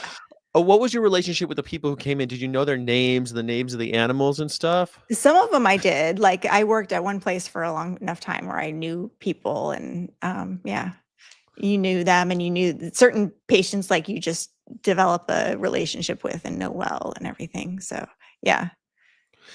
Growing up with so many dogs, I feel like we didn't go to the vets very often. Our dogs were always really healthy, and they barely ever had. And maybe because my mom was so experienced with dogs, she didn't freak out when something happened with the dog. She just like handled it very quickly, and like the cherry thing that happens with the dogs. My mom just like massaged it in when it happened. Oh, cherry eye stuff. The Yeah. cherry Okay. eye happened, or I remember I just trying to think of medical things where anyway. Yeah. But we would get letters every once in a while from like, "Hey, Reno Morgan," because one of our dogs' name was Reno. Reno Morgan is due for a visit or something. They would use these. They give the animals our last name and stuff, and send us. Yeah. Um, but do you think most people with dogs know their vets and like actually know their names and stuff? Doctor so and so, and I can I go think talk to them. there was a recent survey or something done, and it was like 60 something percent of people had a veterinarian that they went to. Oh, So it's like a that family they, doctor situation. yeah, Oh. exactly. So, but a lot of people kind of just go around. They don't have like a regular vet they go to. They just call around and try to get an appointment. But now that's how it is. It's so hard to get an appointment at a vet. You can't get an appointment at your vet. It's like, oh no, we'll see you in like 2 weeks from now. And you're like, I need to be seen sooner than that. I'm gonna just call around until I find somebody. Yeah, that's Um, how I imagine it. Because also I think of like, do you remember when Affordable Care Act was being argued back in like 2006 or whatever it was, and people were arguing about the Affordable Care Act, and one of the things that the president at the time was talking about was saying that, well, you're still going to be able to see your doctor. I was going, wait, people have doctors? Well, I have a doctor. I liked my doctors in Northern California better because I have Kaiser, so I have like a doctor that I Mm, go to. mhm, But mhm. oftentimes I don't go to that doctor. Like I'll be seen by a doctor, but I'll message like whoever the regular doctor is, and they'll, you know. So it's confusing. So there's like a lot of doctors involved. But like when I have a regular question, I'll ask my doctor. You have a guy Or lady, yeah. or like a person. Yeah, yeah. Yeah, but I think more people have a drug dealer than have a doctor. Like, or maybe the doctor is kind of their drug dealer. yeah, Oh, I I just guess stumbled onto it something. really depends on your I own didn't mean it that personal way. philosophy too. Like, if you're the type of person who is like, "I don't want just a medication for this, like, give me what Mm, non-medical things I mm, do to solve, or what non-prescription drug things can I do to mm. deal with this problem?" The doctor will tell you. But if you're like not that Give person, me a pill, doc. like then they'll give you that. Like, the customer's always right, unfortunately, in medicine. In Like, you're industry. serving your customer, and there's only so much influence you have in your little 15-minute appointment. Man, could never be a human family doctor. That's got to be the toughest job in the world. Do you Um, think, I don't know, because when Obama was saying things like you can keep your doctor and all this, and people always say, well, you can keep your doctor. I thought that was so weird. It was such a foreign idea to me. I haven't had a Mm. doctor since I was a since I need a pediatrician. That it makes sense to me because like kids got to see doctors pretty regularly, right? Like kids are always getting into shit, and I had asthma really bad as a kid, so I knew my doctor. But it just seems so weird. So when you say like talk to your vet, I always think, wow, man, people If have you have a vets. good one, like I'm sure people would want to hang on to them. Like if you have a really good vet, like you're who gets back to you and who can see you whenever, like you're like, no, I'm not leaving this person, this practice. There are good ones out there for sure. You And I just wish build a that we could rapport with them, I guess. somehow make a system where it's more like that, where you can get an appointment really fast. And I mean, I kind of worked in one clinic that it was all walk-in, Mm, and so we would see the the same people same. because they, if you would stand in line, you're or get there early, then we could see you. So And so you just it's like the car it's like a Norman Rockwell painting. It's like a bunch of people yeah, with their dogs and cats exactly. It in was the really waiting room. fun too. Yeah. And there's something to that. There are some good structures like that. Hmm. Okay. But I back in mean, Norman Rockwell days, like, what did you have? Did they even have penicillin back then? What could you do for your? I guess that Norman Rockwell isn't that ancient, but I'm sure that there were Now we have probably a lot more we could do yeah, for animals, and so it takes a lot longer too. It's like they didn't have MRIs and CT scans and X-rays and that's true. all They of just had that. they had X-rays. That was about it, right? And the vet probably didn't even have one in his office. Yeah. Now So they have it's all these That's machineries why and it's so much more expensive. But this is that is why? Because of the machines and stuff and the all the like. machines, all the medications, all the research that goes into it. Oh my Like, god. yeah.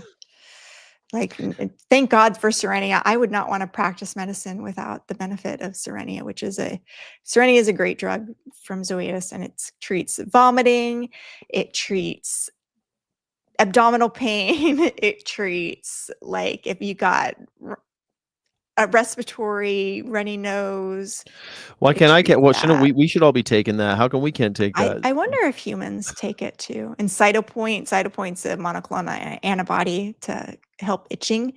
And you just Yeah. give one shot of that once a month. It stops the itching. But you should also probably treat that secondary infection too and get your dog cat on some flea prevention too. But it's great to stop the itching real fast without steroids or anything like that. So We should if you have any vet questions, please send them to me so I can ask Crystal your vet questions.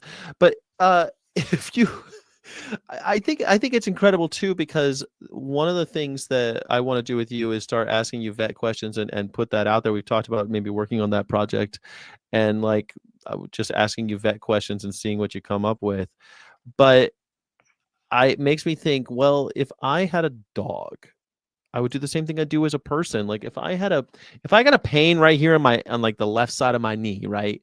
What do? I go to the internet and I'm like, hey, I got a pain on the left side of my knee. mm, And then you look at all the symptoms and you're like, oh, I think that's what I got. Okay, I better do these stretches or not what did I do to myself? I'm standing funny when I'm streaming or something. I gotta yeah, TI band. I think I got like a TI band thing going on in my. But I googled it and well, when did people do the same thing for dogs and cats before they went and spent $1 million on their dogs and cats? yeah, they do that too. And often, like, oh, my dog's itchy. What am I going to do? And there's so many things they want to sell you on the internet to treat that. And then but it doesn't do a good job. There's so many over the counter flea preventions that don't work that well. And your dog's got an underlying skin infection.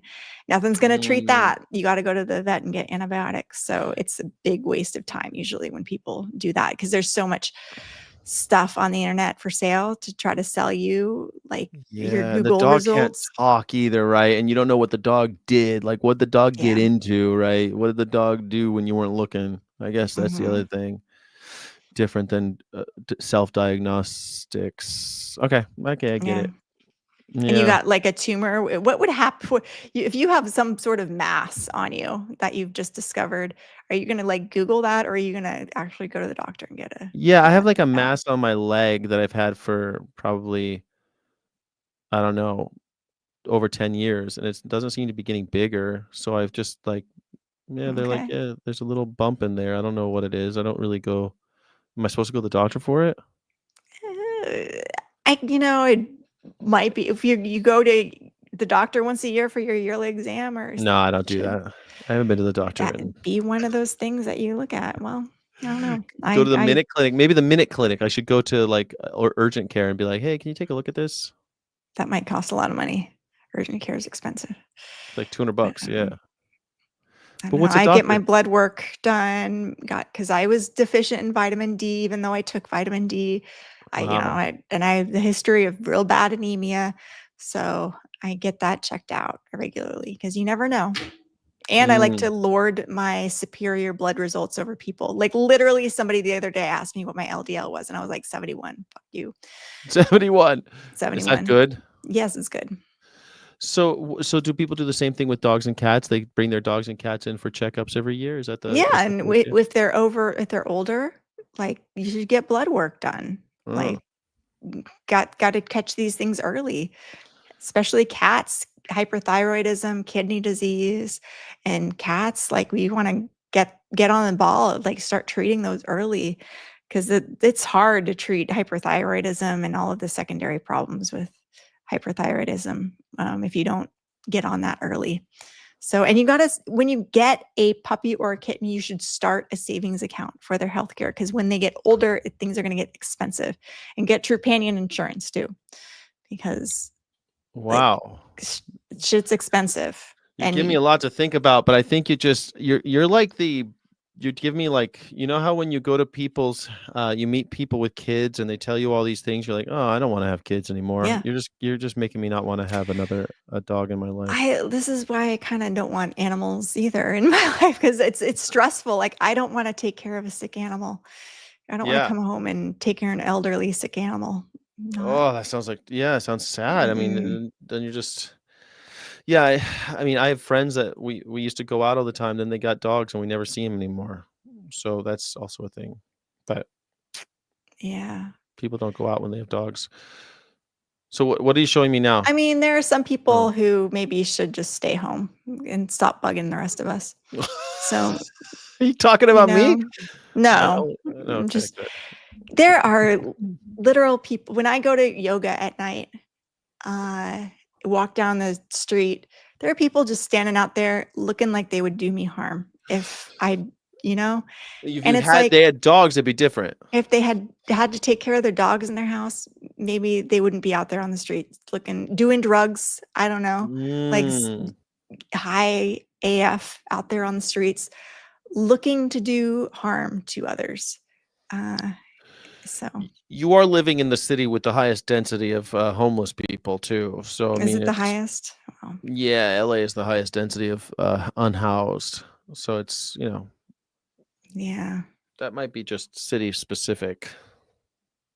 So what are we looking at now? So we're looking at the AVMA's guidelines for humane slaughter, and we're looking at this is how they recommend slaughtering horses, and it's pretty disturbing. Uh, let me see if I Humane can. slaughter for horses. Let's go equids. Yeah, Ugh, oh, they and have pictures. They have this is pictures of the just horses. like the generic stuff. Yeah, these are all the same things, the same recommendations. It's very like copy paste from cattle here. All of the Mm. funnel and the stun box stuff, but techniques, physical methods. A penetrating captive bolt gun accomplishes the same immediate brain depth induced by gunshot. This method also requires careful technique to ensure humane treatment of the horse. Most Humane. bolt guns are designed to be placed firmly against the skull, but otherwise placement and precautions are nearly identical to euthanasia by gunshot.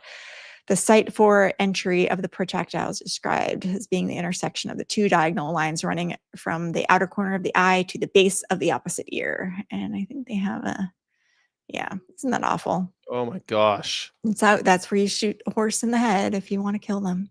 Oh my God. I mean, I guess you'd have Yeah. to draw it out, right? If you're doing a lot of these images. And the horse's brain is notoriously small for the size of their head. What was the image above that? This is just What is like that?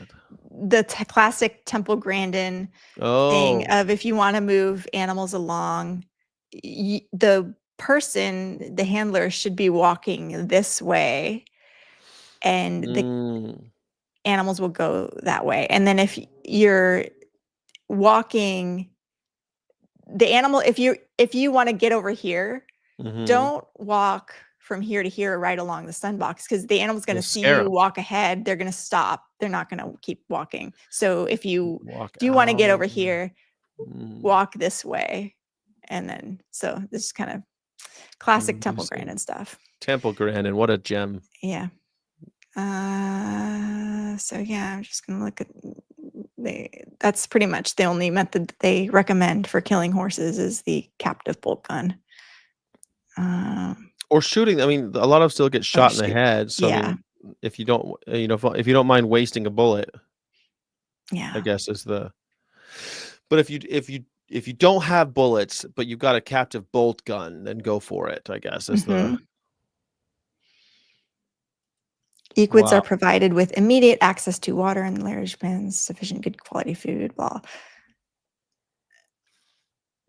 Oh gosh.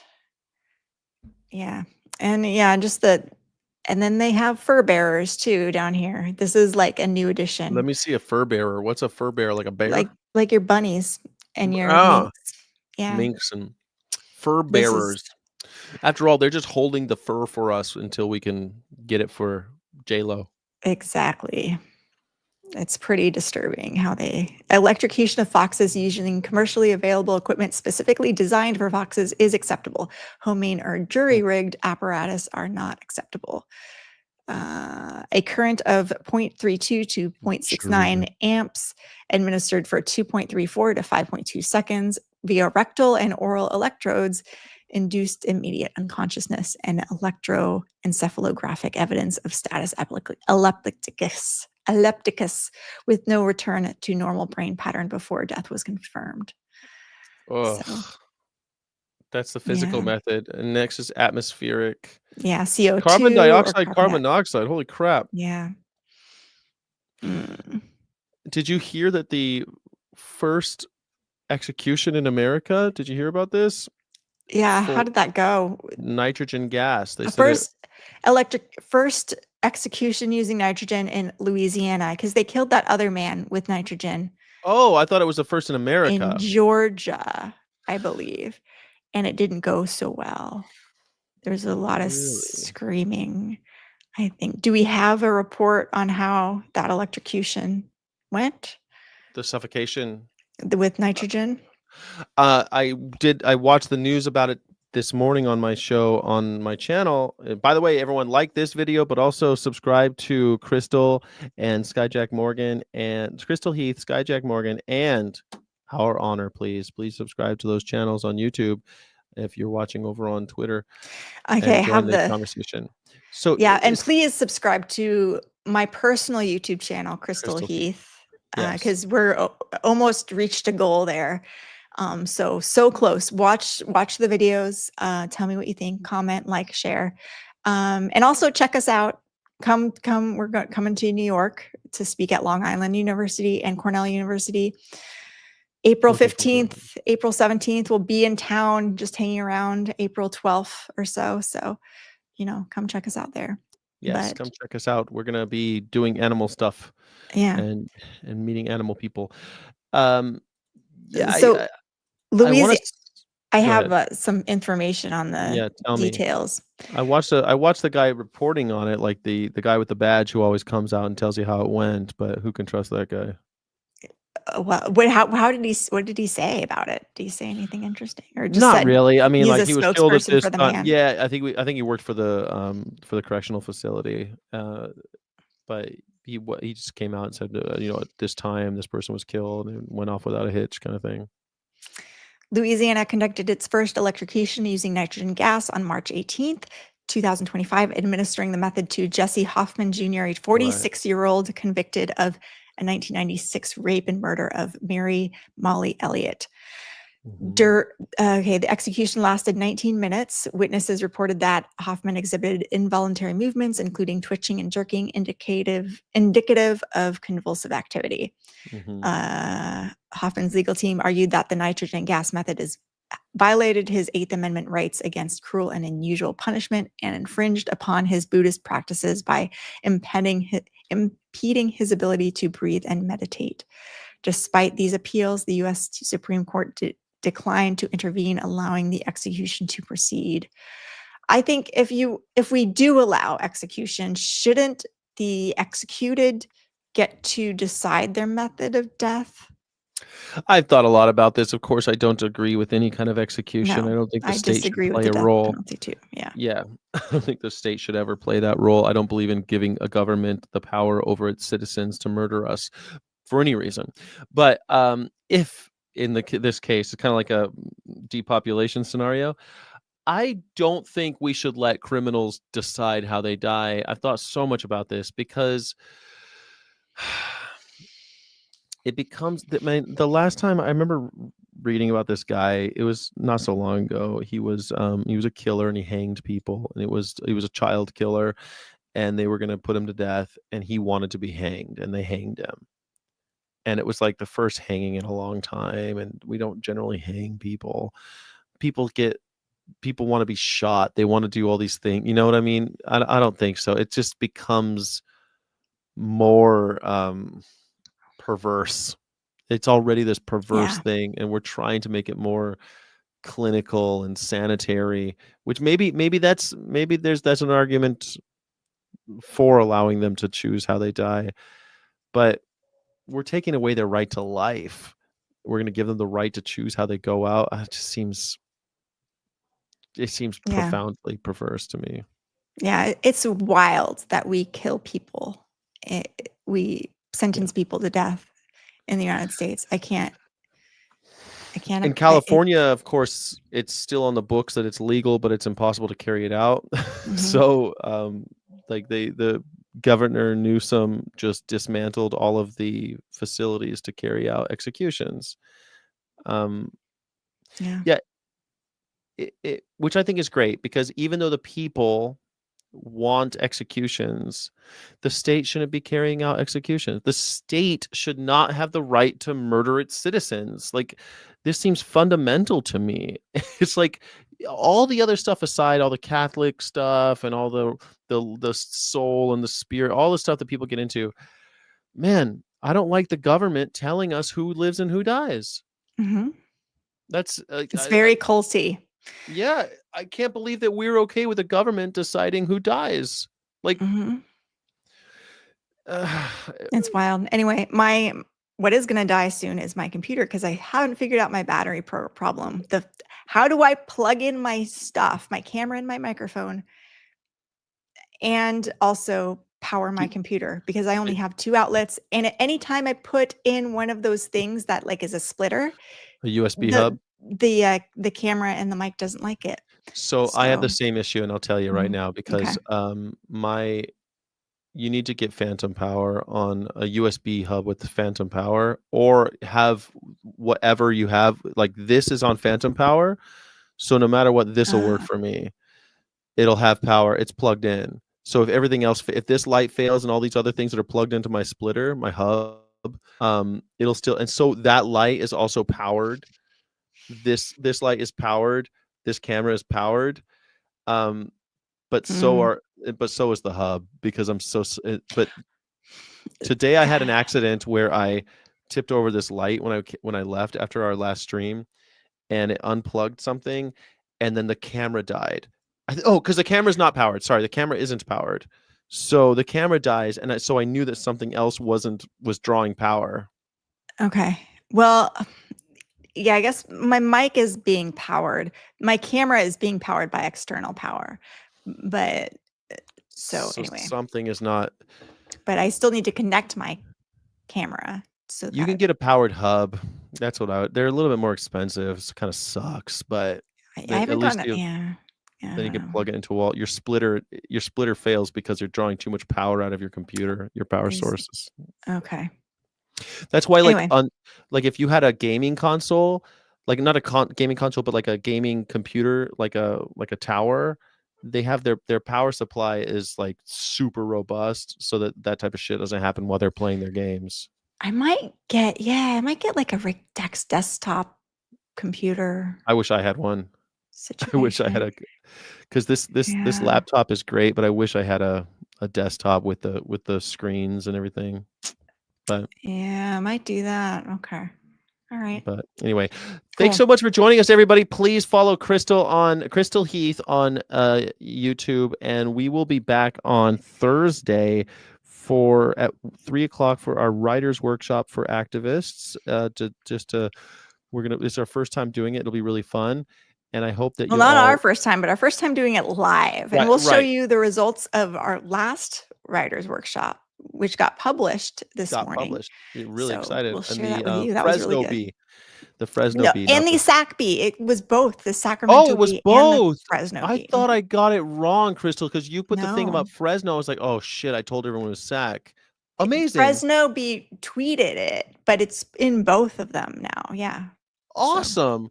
That's cool. I'm really happy about that. It was a great little article. We worked really hard on that, and it's yeah. published. And now more people are hearing about humane slaughter. What was that, the humane Gas slaughter one? chambers. Gas Yeah. chamber, right. How you kill pigs in gas chambers. So that was great. Really So cool. I'm really stoked about that. All right, everybody. Thank you so much for joining us. This is the end. Goodbye, all right. everybody. Bye guys.